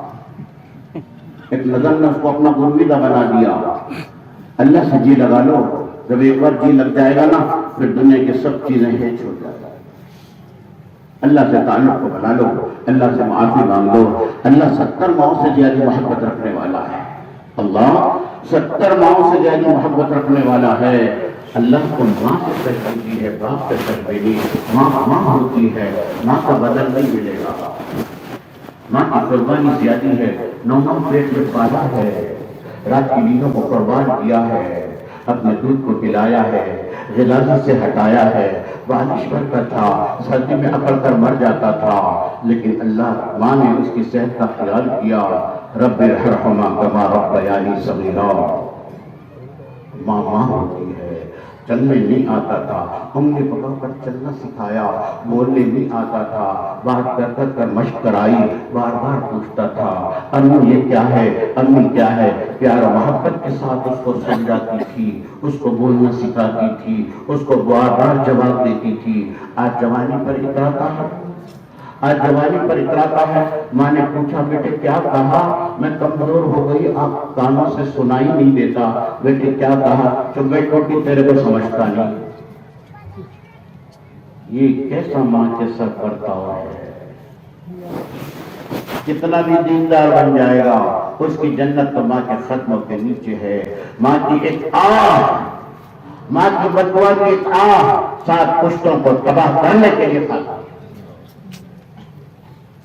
ایک ماں کا یہ مقام اللہ کا 70 ماؤں سے زیادہ محبت رکھنے والا ہے۔ موسیٰ علیہ السلام جا رہے تھے، ایک شخص مل گیا، وہ اپنے طور پر گنگنا رہا تھا، اے اللہ مجھے معلوم ہے کہ تجھے ماں بھی نہیں ہے، تجھے بیوی بھی نہیں ہے، تجھے بیٹا بھی نہیں ہے، اے اللہ تو مجھے مل گیا تو میں میرے ہاتھوں سے تجھے کھلاؤں گا، اللہ میں تیری چوٹی کروں گا۔ اللہ سے بات کر رہا تھا۔ موسیٰ نے کہا تو کیا بےادبی کرتا ہے، اللہ کو تو نے انسان طرح سمجھا ہے؟ وہ اپنی غلطی پر خاموش ہو گیا، ناراض ہو گیا، چپ ہو گیا۔ موسیٰ تو کلیم تھے۔ اللہ نے کہا موسیٰ ہم نے تمہیں جوڑنے کے لیے بھیجا تھا، تمہیں توڑنے کے لیے تھوڑی بھیجا تھا۔ کس رحیم آقا ہے۔ دل سے اللہ سے تعلق کو پیدا کرو۔ دل اللہ کے رہنے کی جگہ ہے۔ دل میں دنیا رہے گی تو اللہ نہیں رہے گا، اللہ رہے گا تو دنیا نہیں رہے گی۔ سب کا انکار کر دو، کسی سے کچھ نہیں ہوتا، اللہ ہی سے ہوتا ہے۔ اللہ کے لیے دل ہے، تمہارے دل میں اللہ سما جائے گا۔ چیف منسٹر صاحب آنے والے تھے جنتور میں عبداللہ کے گھر پہ، اس سے پہلے سیکورٹی آئی، گھر کا معائنہ کی، سیمپل چیک کیا، رپورٹ دے دیا، عبداللہ کا گھر آنے کے قابل نہیں ہے۔ جب گھر قابل نہیں ہے تو سی ایم کیسے آئے گا؟ جس دل میں دنیا کی محبت بھری ہوئی ہے تو اس دل میں اللہ کیسے آئے گا؟ دنیا کی محبت کو نکال دو، اللہ سے تعلق کو جوڑ لو، اللہ سے محبت کو پیدا کرو، اللہ سے معافی مانگ لو۔ بندے کی ندامت اللہ کو بہت پسند ہے۔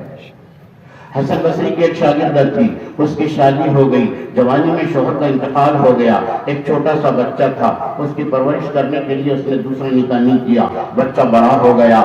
ماں تو گھر کی 4 دیواری میں رہتی تھی، باہر جانا آنا تو نہیں ہوتا تھا، لیکن دوست احباب کے ماحول میں رہ گیا، خوب پینے کھانے والا بن گیا، اتنا پیتا تھا کہ صحت خراب ہو گئی، مر کے بستر پر آ کر گھر میں پڑ گیا۔ ماں کہنے لگی بیٹے تجھے کئی مرتبہ سمجھایا تو پینا چھوڑ دے، توبہ کر لے، امی تم صحیح کہتی تھی، میں نے تمہاری بات کو نظر انداز کرتا گیا، لیکن آج تو میں مرنے کے قریب ہوں، جاؤ تم اپنے استاد حسن بصری کو بلا لو، میں توبہ کرنا چاہتا ہوں۔ ماں ہوتی ہے، ماں کی لمن کا للکاری، اور ماں تیز قدم سے پہنچی، حسن بصری کے گھر پہ دستک دی، کہا کون؟ حسن بصری میں تمہاری شاگردہ ہوں، میرا بیٹا مر کے بستر پر ہے، میں تمہیں لینے آئی ہوں، بیٹا توبہ کرنا چاہتا ہے، تو کئی مرتبہ آتی، تیرا بیٹا چکمے دیتے رہتا، میرے وقت کو بھی ضائع کرتا اور تجھے بھی پریشان کرتا، میں اب آتا جاتا نہیں، تو چلی جاؤ۔ واپس آ گئی، امی آئے؟ نہیں بیٹے تجھ سے نا امید ہو گیا، وہ نہیں آنا چاہتے۔ امی میری 2 باتیں یاد رکھ، ایک تو یہ کہ میں مر جاؤں نا تو اپنے کمرے میں سے مجھے اپنے دوپٹے سے گلے کو باندھ لینا اور مرے ہوئے کتے کی طرح گھسیٹ کر مجھے کمرے سے باہر نکالنا۔ بیٹے میت کے ساتھ تو ایسی ذلت کی حرکت نہیں کرتی، اور تو میرا بیٹا ہے، میں کیسے حرکت کروں گی؟ امی اور ایک بات یاد رکھو، میں مر جاؤں نا تو مجھے قبرستان میں دفن نہیں کرنا، بلکہ اپنے گھر کے صحن میں ہی دفن کر دینا۔ بیٹے تم مجھ کو کیوں پابند کرتا ہے؟ میں تو ایسا نہیں کر سکتی۔ امی اللہ کو میں نے بہت ناراض کیا، اللہ غصے میں ہے، اللہ کے غصے کی وجہ سے مجھ پر عذاب نازل ہوگا، تو یہ عذاب کی نحوست کا اثر میری وجہ سے قبرستان کی دوسری خبروں پر بھی پڑے گا، اس لیے اپنے انگن میں کوئی خبر نہیں ہے، مجھے یہی دفن کر دینا۔ بیٹے مجھے کیوں پابند کرتا ہے؟ تھوڑی دیر بھی بیٹے کا انتقال ہو گیا، ماں روتے ہوئے بیٹھی تھی، کسی نے دستک دی، کہا کون؟ حسن بصری۔ دوڑی دوڑی گئی، دروازے کو کھولا، حسن بصری تم تو نہیں آتے تھے، کہہ رہے تھے نہیں آنا ہوگا، کیسے کیا آنا آ گیا، تم چلی گئی، تیرے جانے کے بعد غیب سے ندا آئی تو میرا کیسا ولی ہے، اس کی نماز جنازہ میں تجہیز و تکفین میں شریک نہیں ہوتا۔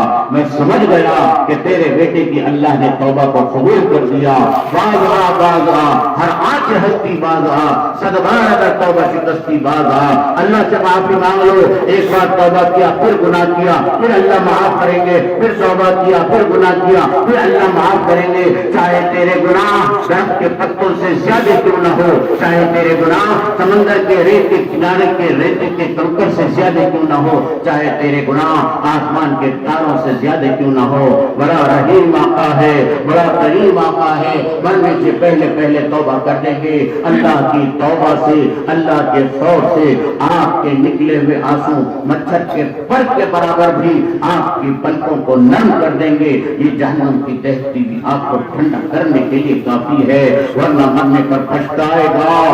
مر رہا ہے، سکرات کا عالم ہے، فرشتوں کے نظام کو دیکھے گا، آنکھیں تپتی رہ جائے گی، بولنا چاہے گا بول نہیں پائے گا، سب بچے اسی طرح پڑے رہیں گے، جن کو حرام و حلال کی تمیز کیے بغیر کما کر رکھا ہے، بلڈنگ کھڑی رہ جائے گی، جس کے لیے اللہ کے حکموں کو توڑا ہے، یہ ساری دولت کھڑی رہ جائے گی، جب لاش چلے گا بنجارا۔ آج دکان میری، کھیتی میری، سب اس میں کب تک پیدا ہوا تو ساتھ میں کیا لایا تھا؟ وہ نپل دودھ کی بوتل، وہ جھولا، وہ چھوٹی سی تھالی، کچھ بھی تو ساتھ نہیں تھا۔ برینا آیا تھا، برینا نہیں آیا، لایا سچا سکندر، دنیا سے لے چلا تھا، یہ دونوں ہاتھ خالی باہر کفن سے نکلے۔ آج اس کی باری تو کل میری باری۔ ابھی چند سال پہلے کرونا چل رہا تھا، پہلا سال رمضان کا تھا، ایک دوست ہمارا حیدرآباد میں تھا، اس نے مجھ سے فون کیا کہ عید آ رہی ہے، تمہارے لیے میں کپڑے لا لوں، میں نے کہا میرے پاس ہے۔ وہ دوست آیا، عید کا چاند نظر آیا، اس کے سلے ہوئے کپڑے گھر پہ آنے سے پہلے اس کا کفن گھر پر آ گیا۔ آغا اپنی موت کا کوئی بشر نہیں، سامان 100 برس کا ہے بلکہ خبر، پتہ نہیں کون کب مرے گا، پتہ نہیں آج کی رات بھی میرے لیے رہتی ہے نہیں رہتی ہے، زندگی تو پانی کے بلبلے کے مانند ہے، پتہ نہیں جس فنا زندگی پر اور فنا کی چیزوں پر ہم جوانی کو لگاتے ہیں، عمر کو لگاتے ہیں، صلاحیت کو لگاتے ہیں، وقت کو لگاتے ہیں، دنیا میں بھول جاتے ہیں اور دنیا کے بنانے والے کو بھول جاتے ہیں۔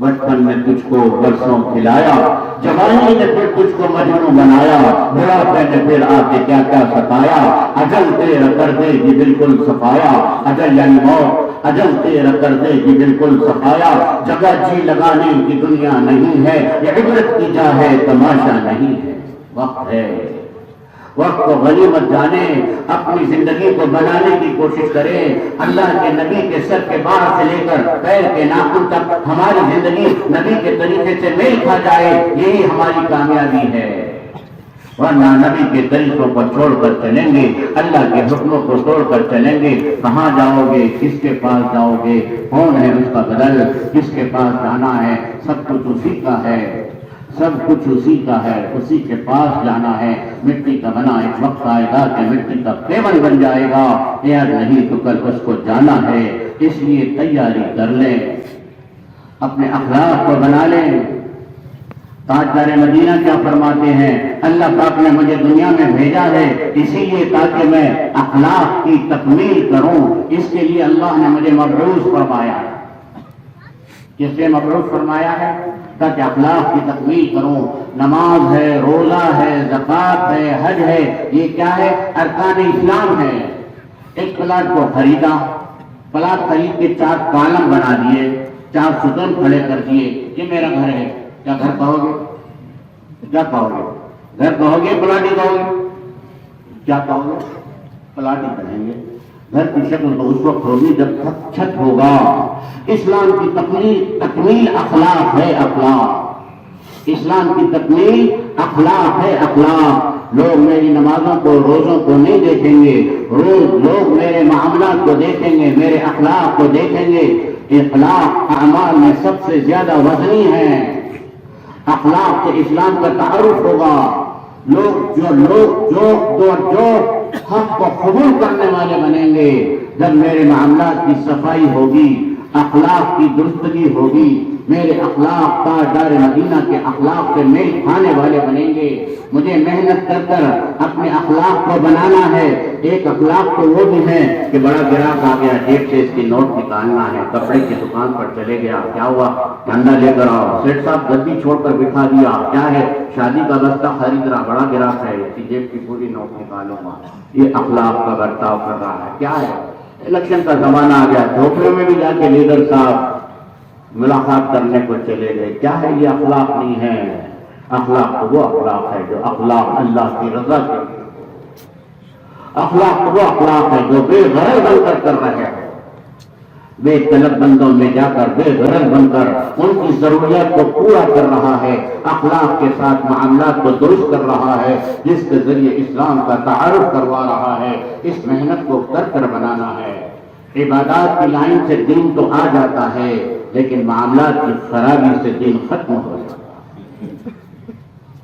ہمیں اپنے معاملات کو درست کرنا ہوگا، اپنے اخلاق کو بنانا ہوگا۔ اعمال نامے میں جب اعمال تولے جائیں گے، اخلاق والے اعمال وزنی ہوں گے، یہ محنت سے بنیں گے۔ یہ بیٹھ جگہ خالی بیٹھے تو نہیں بنیں گے، اس کے لیے مشق کرنی ہوگی، اس کے لیے محنت کرنی ہوگی، اس کے لیے قربانی دینا ہوگی، اس کو منزل بنا کر طے کرنا ہوگا، اس کو مقصد بنا کر طے کرنا ہوگا، تاکہ ہمارا ہر عمل اللہ کو راضی کرنے والا بنے، ہمارا ہر عمل اللہ کو راضی کرنے والے بنے۔ ہر ایک کو اپنے نفس کا تزکیہ کرنا ہے۔ وقت بڑے سے بڑا ہو جائے، نفس اس کو بیٹھنے نہیں دیتا۔ یہ نفس تو تھا انا خیر منہ، کئی جگہ سجدے کر چکا، جنت میں رہ چکا، فرشتوں کی صحبت میں رہ چکا۔ جب اللہ نے آزمایا یہ میرا اطاعت گزار بنتا کہ نہیں بنتا، کیا کہا؟ آدم سے سجدہ کرو۔ کیا کہنے لگا؟ انا خیر منہ، میں اس سے بہتر ہوں، میں آپ سے بنا ہوا، آپ اوپر چلتی ہے، یہ مٹی کا بنا، یہ نیچے چلتا ہے، میں اس سے اعلیٰ ہوں، میں کیسا سجدہ کروں؟ وہ نہیں مانتا، نہیں کہہ رہا، وہ تو دلیل پیش کر رہا، میں اس سے بہتر ہوں اس لیے نہیں مانتا، ورنہ تجھے تو سجدہ کرنے پر تیار ہوں، مگر اس کو کیسے سجدہ کروں؟ نفس ماننے نہیں دیتا، اور اللہ تو ہر ایک کا امتحان لے گا۔ اللہ نے فرشتوں کا بھی امتحان لیا، آدم کو سجدہ کروایا، اللہ نے نبیوں کا بھی امتحان لیا۔ فطری بات ہے، باپ اپنے بیٹے سے محبت کرتا ہے، بڑھاپے میں بھی اولاد ہے، منت و مرادوں کے بعد بھی ہے، دعا کرنے کے بعد بھی اولاد۔ اسماعیل کو کہا ذبح کر دو۔ حضرت ابراہیم کو بھی اللہ نے آزمایا ہے۔ اللہ آزماتا ہے، اور بندہ جب اللہ سے گمان رکھتا ہے تو اللہ بندے کے گمان کے مطابق فیصلہ فرماتے ہیں۔ جب دہتی ہوئی آگ میں نمرود نے آگ میں ڈالنے کی کوشش کی اور ایسی دہتی ہوئی آگ لگائی کہ ہاتھ سے ڈالا نہیں جا سکتا، اس کی لو سے پھینکنے والا بھی جل جائے گا، اوپر بنا کر پھینکا جا رہا ہے۔ ابھی ابراہیم خلا میں ہے، جبرائیل آ کر کہہ رہے ہیں مدد کے لیے تیار ہیں، کا ضرورت نہیں ہے۔ کیسا اللہ کے خلیل کا گمان ہے، اللہ سے ضرورت نہیں ہے، میرے لیے میرا اللہ کافی ہے۔ اللہ نے گمان کے مطابق فیصلہ فرمایا۔ ابو دردہ ہیں، کہہ رہے ہیں لوگ آ کر ابو دردہ تمہارا گھر چل رہا ہے، کہا نہیں میرا گھر نہیں چلے گا۔ دوسرا آ کر کہہ رہا ہے ابو دردہ تمہارے گھر کے قریب تک آگ آ گئی ہے، چلے گا، کہا نہیں میرا گھر نہیں چلے گا۔ تیسرا آ کر کہہ رہا ابو دردہ گھر کے قریب آ چکی ہے، کہا میرا گھر نہیں چلے گا۔ آقا نے فرمایا ہے جو بھی بسم اللہ الذی لا یضر مع اسمہ شیء فی الارض ولا فی السماء وهو السمیع العلیم پڑھ لیتا ہے 3 مرتبہ، اللہ پاک اس کو شام تک اس کو نقصان سے محفوظ کر دیتے ہیں۔ میرا گھر نہیں جلے گا، آنکھیں غلط دیکھ سکتی ہے، کان غلط سن سکتے ہیں، تاجدار مدینہ کے ارشادات غلط نہیں ہو سکتے ہیں۔ بندے کا گمان ہے۔ پھر چوتھا آ کر کہہ رہا ابو دردہ آگ بجھ گئی، تمہارا گھر نہیں جلا۔ بندے کے گمان کے مطابق اللہ فیصلہ فرماتا ہے۔ اس لیے ہمیں نفس کا تزکیہ کرنا ہے، اللہ کے دربار میں اپنے کو قبول کروا لو، اللہ کے دربار میں اپنی صفات پہ محنت کر صفات کو بنا لو، اللہ کو راضی کر لو۔ وقت کے بڑے بڑے اپنے نفس کا تزکیہ کرتے تھے۔ امام راضی رحمت اللہ علیہ بہت بڑے امام گزرے ہیں، اپنے شاگردوں کو درس دے رہے تھے، درس ختم ہوا، چھٹی دینے والے تھے، مسافے کے لیے سب شاگرد آ گئے، دل میں خیال آیا سینکڑوں کی تعداد میں 1000 کے قریب طلبا پہنچے۔ راضی نے کہا اب تو تیرا رہنا خیر نہیں، نفس تیرا بہت موٹا ہو رہا، غیر معروف جگہ پر نکل گئے۔ ہاں امیر صاحب، میری جماعت کا رخ تو ایسا بناؤ جو نصرت والا علاقہ ہو، جہاں پر میں محنت کر سکوں۔ امیر صاحب، میری جماعت کو تو ایسی جگہ رخ بناؤ جہاں پر محنت ہو سکے، لوگ پہچان سکے۔ اور راضی کیا کہہ رہے ہیں، مجھے تو ایسی جگہ جانا ہے جہاں کوئی نہیں پہچانتا ہے، غیر معروف علاقے میں چلے جاؤں گا۔ امام راضی نکل گئے، اپنے مقام کو چھوڑ دیا، غیر معروف جگہ پر چلے گئے۔ ایک خانقاہ میں پہنچ کر شیخ سے کہنے لگے میں آپ کی خدمت میں رہنا چاہتا ہوں۔ کہا ہمارے پاس تو خدمت کے لیے کوئی کھانا باقی نہیں رہا، سارا انتظام ہو گیا، مدرسے میں بھی انتظام ہو گیا، خانقاہ میں بھی انتظام ہو گیا، تو گھر کے سامان لانے کے لیے رکھ لو، تو گھر کا سامان کا بھی انتظام ہو گیا، اب کوئی جگہ نہیں ہے، میں بہت دور سے آیا، میں چاہتا ہوں کہ آپ کے پاس رہوں۔ بہت اصرار کرتا ہے، تو ہی بتا کیا کرنا چاہتا ہے؟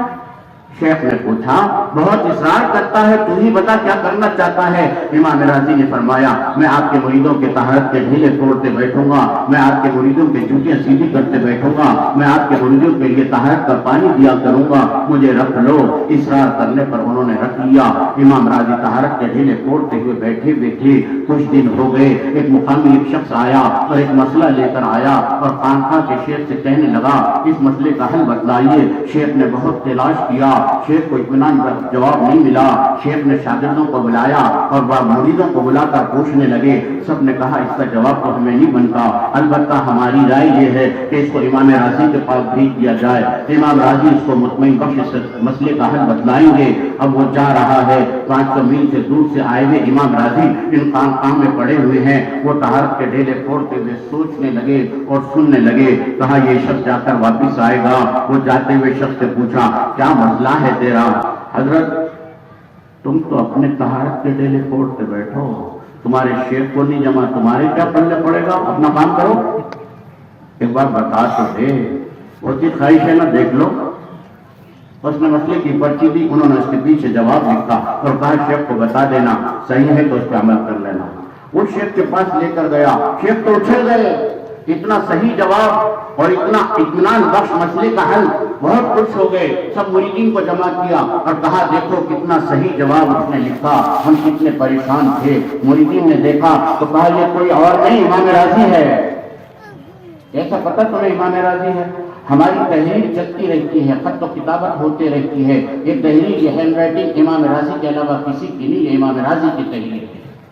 اس سے پوچھا یہ کس نے لکھا؟ وہ طہارت کے ڈھیلے توڑتا ہوا بیٹھا ہے نا، اس نے لکھا۔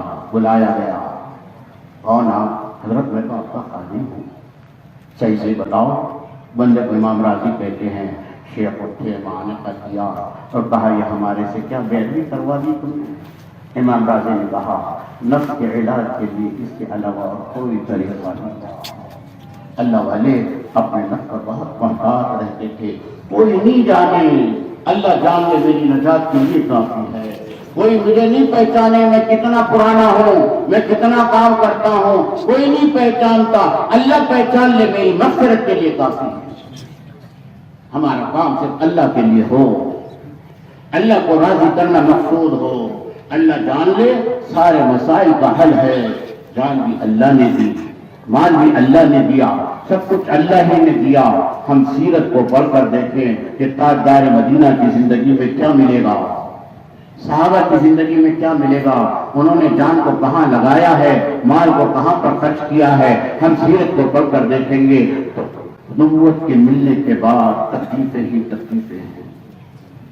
دعوت دے رہے ہیں، طائف میں پہنچے ہیں، نوجوانوں کو پیچھے لگا دیا گیا ہے، پتھر کی بارش ہو رہی ہے۔ کچھ شیخ بتاتے ہیں وہ جو پتھر تھے نوکدار مٹی کے نوکدار پتھر نہیں تھے، جو ایک پتھر پڑے، نوک پڑی، نوک سے جسم کو پھٹا اور خون بہہ گیا، بلکہ گار مٹی کے ویسے پتھر تھے، وہ جب پتھر برساتے جس میں اتھر پڑ لگتے، بار بار پتھر گرتے، جلد پر برم آتی، اس کے بعد جلد پھٹتی اور اس کے بعد خون بہتا۔ یہ ایسے گار مٹی والے پتھر تھے جو تاجدار مدینہ کے جسم میں اتھر پر مارے جا رہے تھے۔ جب اللہ کے نبی قدم اٹھاتے، پتھر پڑتا، پتھر سے پیر ہٹا کر دوسرا پیر رکھنا چاہتے کہ دوسرے پیر پہ پتھر پڑتا، پھر دوسرا بھی رکھ نہیں سکے کہ پھر آگے بڑھنا چاہتے، گویا پتھروں کی بارش نے انہیں دوڑایا ہے۔ میرے اللہ کے نبی دوڑے ہیں، فرشتے ترس کھا کر آ گئے، اجازت دے دو اس وادی میں رہنے والوں کو نیست و نابود کر دیں گے۔ ہمارے نبی نے کیا کہا؟ یہ نہیں کہا کہ بارش برسا دے، یہ نہیں کہا پتھر برسا دے، یہ نہیں کہا نیست و نابود کر دے، اے اللہ مجھے امید ہے ان کی نسلیں ضرور ایمان لائیں گی۔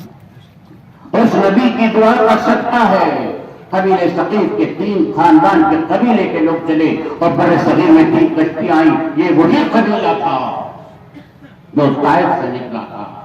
ہمارے نبی کی صبر کی انتہا ان سے نہیں، ان کی نسلوں سے امید رکھتے ہوئے صبر کر رہے ہیں۔ اور میں جاتا ہوں کش میں، یہاں مت چلو، وہ بات نہیں کرتا برابر، چلو ادھر نہیں، اس کو 10 مرتبہ سمجھایا، وہ تشکیل میں تیار نہیں ہوتا۔ ہماری بے صبری کی انتہا کہ کسی کو برداشت نہیں، اور ہمارے نبی کیسی صبر کی انتہا، پتھروں کی بارش ہو رہی ہے، نالے میں مبارک خون سے بھرے ہوئے ہیں، برداشت کر رہے ہیں۔ حتیٰ کہ دشمن بغیچے میں سے انگور دے کر اپنے نوکر کو بیچتا ہے، دشمن کو ترس آ رہا ہے، فرشتوں کو ترس آ رہا ہے، فرشتوں نے آسمان پر رویا ہے۔ ایک تو اس وقت رویا ہے جب ابراہیم اسماعیل پر چھری گرا رہے تھے، اور ایک وقت اس وقت رویا ہے جب طائف میں پتھروں کی بارش ہو رہی تھی۔ کبھی اللہ کے نبی نے اس تکلیف کو بھولے نہیں، وہ یاد رہا۔ غزوہ احد میں دندان مبارک شہید ہو رہے ہیں، کس کے لیے؟ کس کے لیے ہو رہے ہیں؟ دندان مبارک کس کے لیے شہید ہو رہے ہیں؟ تمہارے اور میرے لیے ہو رہے ہیں۔ اللہ کے نبی کے جسم میں اتھر پر پتھر ہے، خندق میں پیٹ پر پتھر باندھے ہوئے ہیں، ہم بھول گئے نبی کے خندق میں پتھر کے باندھے جانے کو بھول گئے، آج میں دندان مبارک کی شہادت کو بھول گئے، طائف میں نالے مبارک کے بھرنے سے بھول گئے، باپوں کی زندگی کو بھول گئے، بیٹوں کے رشتوں کے ٹوٹنے کو بھول گئے۔ اللہ کے نبی کی زندگی کا ایک وقت بھی ایسا نہیں بتا سکتے جس میں اللہ کے نبی نے قہقہا لگایا ہے۔ ہر وقت غم ہے، امت کا غم، میری امت کا کیا ہوگا، میری امت کا کیا ہوگا۔ جس نبی نے اپنا سب کچھ لگایا ہے، نہ صرف انہوں نے لگایا بلکہ ان کے نواسے کربلا میں شہید ہو رہے ہیں، اہل بیت میں سے ہیں جس اللہ نے فرشتوں نے ضرور بھیجا۔ اللہم صلی علی محمد وعلی آل محمد، محمد کی اولاد پر ضرور بھیجا جا رہا ہے۔ اس اہل بیت کے 17 نفر کربلا میں شہید ہو رہے ہیں۔ کیسی قربانی ہے، بیٹیوں کے رشتے ٹوٹے جا رہے ہیں، فاقوں کی زندگی ہے۔ انسائکلوپیڈیا بتاتی ہے کہ آج 22 ملک افریقہ کے ایسے ہیں جہاں پر کھانے کی بہت ہی پریشانی ہے۔ 24 گھنٹے میں چند مکے کے بھٹے کے دانے ملتے ہیں جس کی ایک ٹکیا بنا لیتے ہیں، 24 گھنٹے میں ایک مکے کے بھٹے کی ٹکیا ملتی ہے۔ اتنی غربت دنیا کے کسی ملکوں میں نہیں جتنی افریقہ کے ان 20 ملکوں میں ہے، مگر میرے آقا تو اس سے زیادہ فاقے والے 3 دن فاقے ہو جاتے، یا تو 24 گھنٹے کو ٹکیا مل رہی ہے، وہاں پر تو 3 دن میں ایک روٹی کرنے والا بھی نہیں ملتا۔ حضرت فاطمہ آئی اللہ کے نبی کے پاس دوپٹے میں ایک روٹی کا ٹکڑا باندھ کر کہنے لگی، ابا جان، اے اللہ کے رسول، کئی دن کے فاقے کے بعد ہمارے گھر میں روٹی پکی تھی، ایک روٹی حسن نے کھائی، ایک روٹی حسین نے کھائی، ایک روٹی علی نے کھائی رضی اللہ تعالی عنہ۔ ابا جان، میرے حصے میں ایک روٹی آئی، کئی دن کے فاقے میں کہ بھوک میں میں نے روٹی کا ایک ٹکڑا کھایا اور ایک روٹی کا ٹکڑا ہدیۃً آپ کی خدمت میں لایا۔ دوپٹے کی جلدی کو کھولا اور اللہ کے نبی کی خدمت میں رکھا۔ اللہ کے نبی نے فرمایا، بیٹی فاطمہ، 3 دن ہو گئے تیرے باپ کے پیٹ میں پہلا لقمہ ہے۔ کون ہے ایسا غریب آج اس امت میں؟ اس نبی کی دعاؤں کا صدقہ ہے کہ شکم سیر ہو کر ہر امتی کھا رہا ہے، اور جس کا نبی فاقوں کی زندگی بسر کر کر امت کی فکر میں لگا ہوا ہے، جس کی فاطمہ لاڈلی بیٹی، اس کا حال یہ ہے جس کی بڑی بیٹی زینب بدر کے موقع پر قیدی قید ہوئے تو اس میں ان کے داماد حضرت زینب کے شوہر ابو العاص بھی قید ہوئے. آہیں ہو رہی ہیں، رسیوں سے بنا ہوا ہے، سلاخوں کی جیلیں تھی، کروٹیں بدل رہے ہیں. آئی تاجدار مدینہ نے مانوس آواز کو سن کر سمجھ لیا یہ زینب کے شوہر ابو العاص کی آواز ہے. بے چین ہو گئے. صبح مسجد نبی میں صحابہ کو جمع کیا، مشورہ کیا جائے ان قیدیوں کا. سب نے رائے دی. حضرت ابوبکر صدیق رضی اللہ تعالیٰ نے رائے دی ان سے فدیہ لے کر چھوڑ دے، جو فدیہ بھی نہیں دے سکتے وہ ہمارے بچوں کو تعلیم علم سکھائیں. حضرت عمر نے کہا نہیں یا رسول اللہ، یہ کسی کو مت چھوڑو، جس کا جو قریبی رشتہ دار ہے اس کے ہاتھ سے اس کو ختم کر دو تاکہ دنیا کو پیغام مل جائے. کیا پیغام ملے؟ کلمے کا رشتہ خون کے رشتے اور دودھ کے رشتے سے زیادہ عظیم. مگر اللہ کے نبی نے حضرت ابوبکر صدیق کی رائے کو پسند کیا. رحمت للعالمین تھے. اس کی اطلاع حضرت زینب کو ملی کہ شوہر کی رہائی ہو سکتی ہے، ان کے لیے فدیہ دینا ہوگا. اللہ کے نبی مسجد نبی میں تشریف فرما ہے، صحابہ بیٹھے ہوئے ہیں. خدمت میں ایک چاندی کا ہار آیا.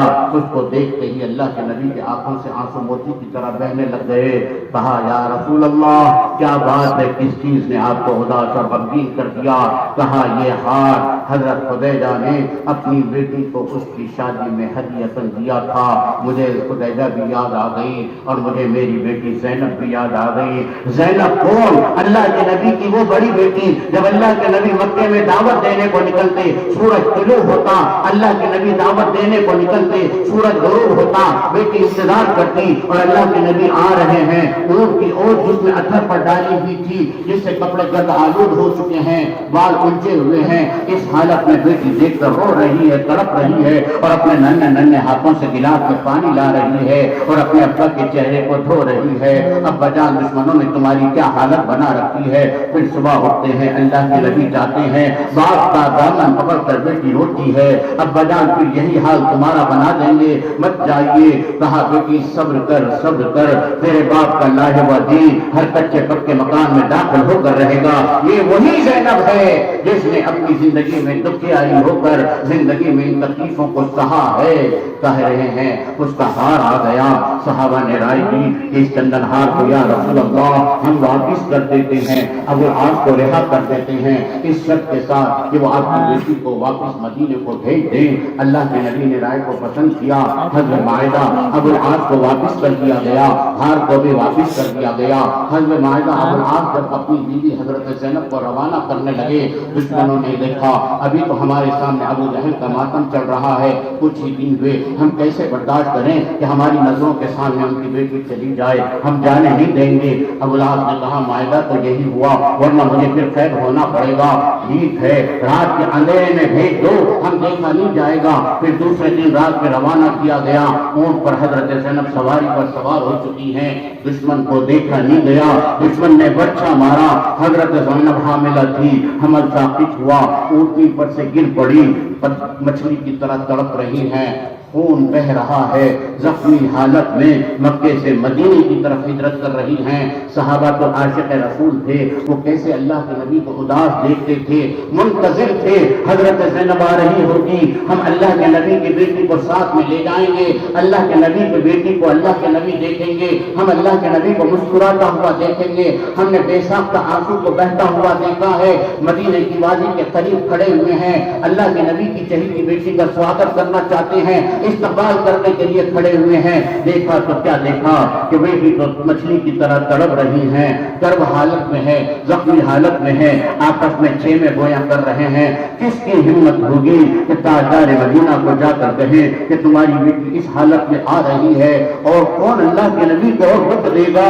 چھے میں گویا چل ہی رہی تھی کہ باپ کے کانوں میں آواز پڑی، بیٹی زینب آ رہی ہے. باپ کی شفقت للکاری، خود نبی آگے آگے قدم سے بڑھنے لگے. میری بیٹی زینب آ رہی ہے, زینب آ رہی ہے. اپنے ہاتھوں سے بیٹی کو سواری سے اتارا. بیٹی زینب نے تیری کس نے حالت بنا رکھی ہے؟ اپنے حجرے مبارک میں لائے, چادر کو بچھایا, بیٹی کی مرہم پٹی کی گئی. بیٹی کے پاس بیٹھے ہوئے ہیں, کبھی آسمان کو دیکھتے, کبھی بیٹی زینب کو دیکھتے. بیٹی تڑپ رہی ہے اور اللہ کے نبی دعا کر رہے ہیں, اے اللہ بچپن سے تو جانتا ہے کہ میری بیٹی تکلیفوں کو دیکھ رہی ہے, میری بیٹی تڑپ رہی ہے, میری تڑپتی ہوئی بیٹی کی تکلیف کو میں برداشت نہیں کرتا تو میرے امتی دوزخ میں جائے, میں اس کو برداشت نہیں کرتا. ہزار ماں باپ سے زیادہ شفیع ایسے حالت میں بھی تمہیں اور مجھے یاد کر رہے. ایسا نبی ہے ہمارا, جان کنی کے عالم میں بھی یا رب امتی یا رب امتی. نوازوں کی قربانی, بیٹیوں کی قربانی, پیٹوں کا باندھے جانا, شہادت کے چچا کے طریقے کو چبائے جانا, ان تمام تکلیفوں کو سہا. صحابہ نے سہا, صحابہ کا سب کچھ لگایا. غزوہ تبوک کا موقع ہے, ابو بکر صدیق ہیں, صحابہ آیا, سب کچھ لا کر رکھ دیا. کہا کیا چھوڑا؟ اللہ اور اس کے نبی کو چھوڑا. حتیٰ کہ لباس بھی لا کر رکھ دیا, تاج کے کپڑے کو پہن لیا, گلے کے بٹن کو بھی نکال لیا, بغل کے کانٹوں کو پہن لیا. اللہ کو ایسی ادا پسند آئی, خودی کو گر بلند اتنا کہ ہر تقدیر سے پہلے خدا بندے سے کچھ پوچھے بتاتے ہی بتاتے. اللہ کو راضی کر لو, اللہ راضی ہو جائے.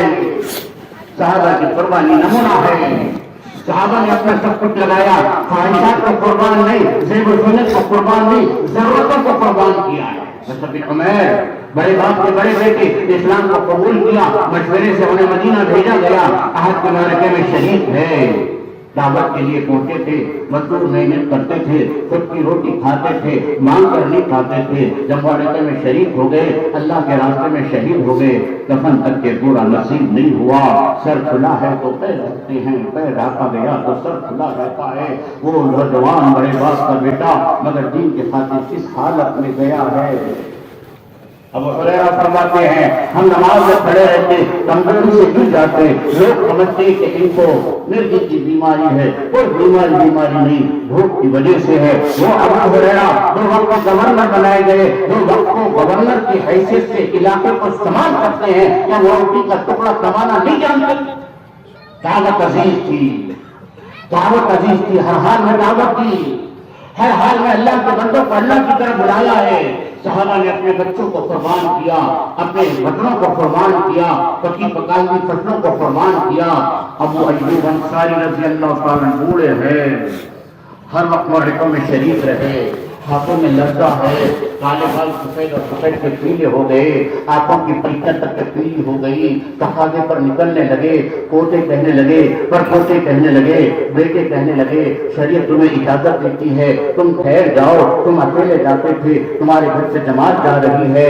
بچوں انفروا خفافا وثقالا, نکلو, ہر حال میں نکلو, ہلکے ہو یا بھاری. یہ آیت مجھے گھر میں چین سے بیٹھنے نہیں دیتی. ایک صحابی رسول ہیں, کالے کلوٹے ہیں, دکھنے میں خوبصورت نہیں ہے, حسب نہیں ہے, نامعلوم جگہ سے آئے ہوئے ہیں. اللہ کے نبی نے پوچھا نکاح ہوا؟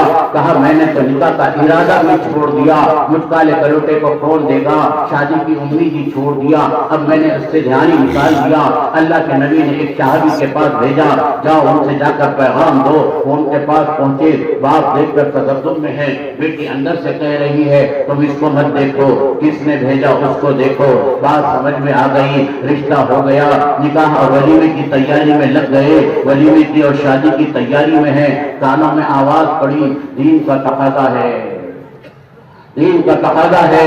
اپنے نکاح کی ضرورت کو قربان کیا, معرکے میں شریک ہو گئے. کیسے کیسے صحابہ نے اپنی ضرورتوں کو قربان کیا, نکاح کو قربان کیا, آرام کو قربان کیا. گوشت کے ٹکڑے کو کھانے کو دل چاہ رہا, لیکن تقاضے پر اس کو بھی پھینک کر نکل گئے. صحابہ کوئی تقاضے کو پیچھے نہیں کرتے، ہر وقت سامنے رکھتے. کیا فرماتے ابو بکر؟ دین میں کمی آیا، ابو بکر زندہ رہے، یہ نہیں ہو سکتا. آج سوچو تو صحیح، سنتوں کے جنازے میرے گھر سے نکلتے ہیں، بیوی بیٹی نمازوں کو چھوڑ کر چلتے ہیں، اس کمی کو میں برداشت کرتا ہوں. وہ علاقہ نہیں بتائی، کارواں جاتا رہا، کارواں کے دل سے احساس سے زیا جاتا رہا. چھٹی مر چکی ہے، میرا احساس بھی مر چکا ہے. حوض کوثر پر جامع کوثر میں تاجدار مدینہ سے کس طرح مانگوں گا؟ کہا کس منہ سے جاؤ گے والے؟ جعفر کو دیکھو، چچا زاد بھائی ہیں، 5 سال کے ہفتے کے ہجرت کے بعد آئے ہیں، 5 مہینے کے بعد نہیں، 3 چلے کے بعد نہیں، 5 سال کے ہجرت کے بعد آئے ہیں. اللہ کے نبی نے کہا جعفر تیرے آنے پر تو خوشی ہوئی، مگر اس وقت تقاضا ہے، غزوہ موتہ کا تقاضا ہے، تو اس موتہ کے معرکے میں چلے جا. چلے گئے. اللہ کے نبی مسجد نبی میں تشریف فرما ہے، اللہ اپنی قدرت سے منظر بتلا رہا ہے. صحابہ بیٹھے ہوئے ہیں، تاجدار مدینہ فرما رہے ہیں. دشمن نے حملہ کیا، جعفر کے ہاتھ میں علم تھا، سیدھے ہاتھ پر حملہ ہوا، جعفر کا سیدھا ہاتھ شہید ہوا. جعفر نے دوسرے ہاتھ میں علم کو پکڑا، چاہے علم کو گرنے نہیں دیا، دوسرے ہاتھ پر حملہ ہوا، دوسرا ہاتھ بھی شہید ہو گیا. پھر جعفر نے اپنے گردن کے بل علم کو پکڑا، پھر حملہ ہوا، جعفر کے 2 ٹکڑے ہو گئے. علم کو دوسرے نے سنبھال لیا، آنکھوں سے آنسو بہنے لگ گئے.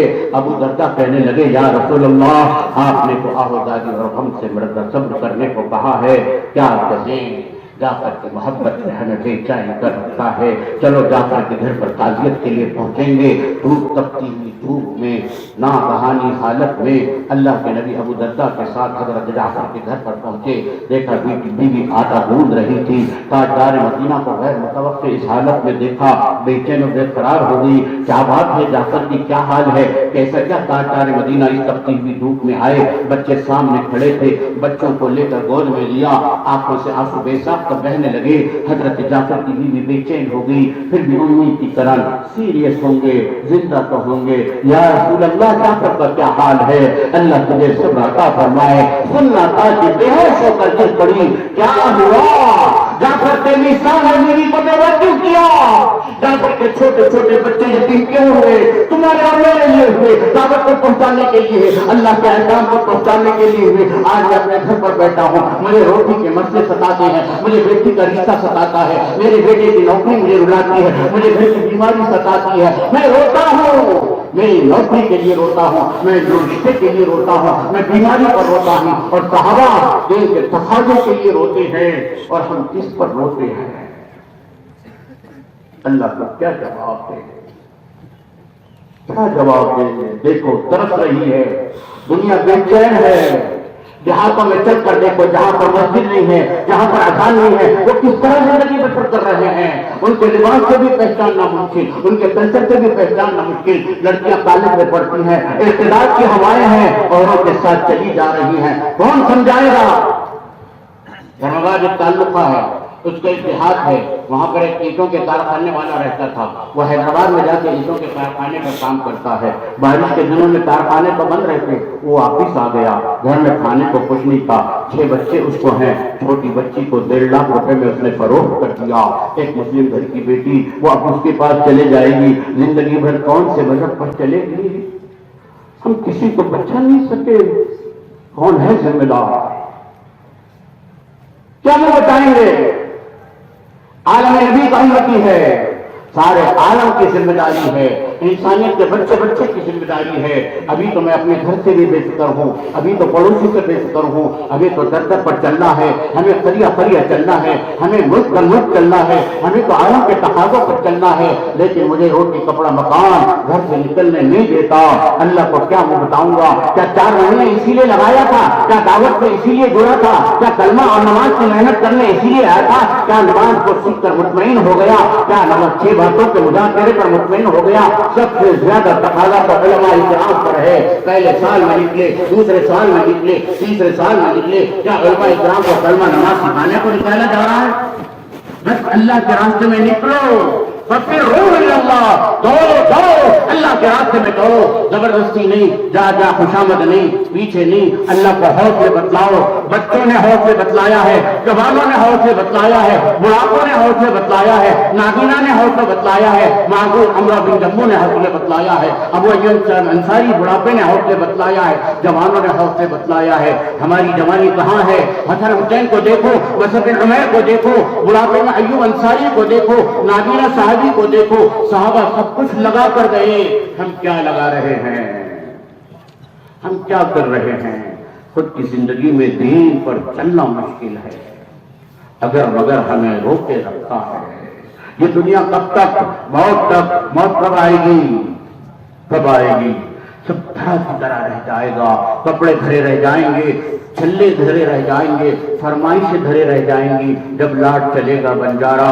یہ دنیا جی لگانے کی نہیں ہے، جی لگانا ہے تو اللہ سے جی لگاؤ، کوئی شے جی لگانے کے قابل نہیں ہے۔ جان بھی اللہ نے دی ہے، مال بھی اللہ نے دی ہے، صحت بھی اللہ نے دی ہے، توفیق بھی اللہ ہی نے دیا ہے، سب کچھ اللہ ہی کا تو ہے۔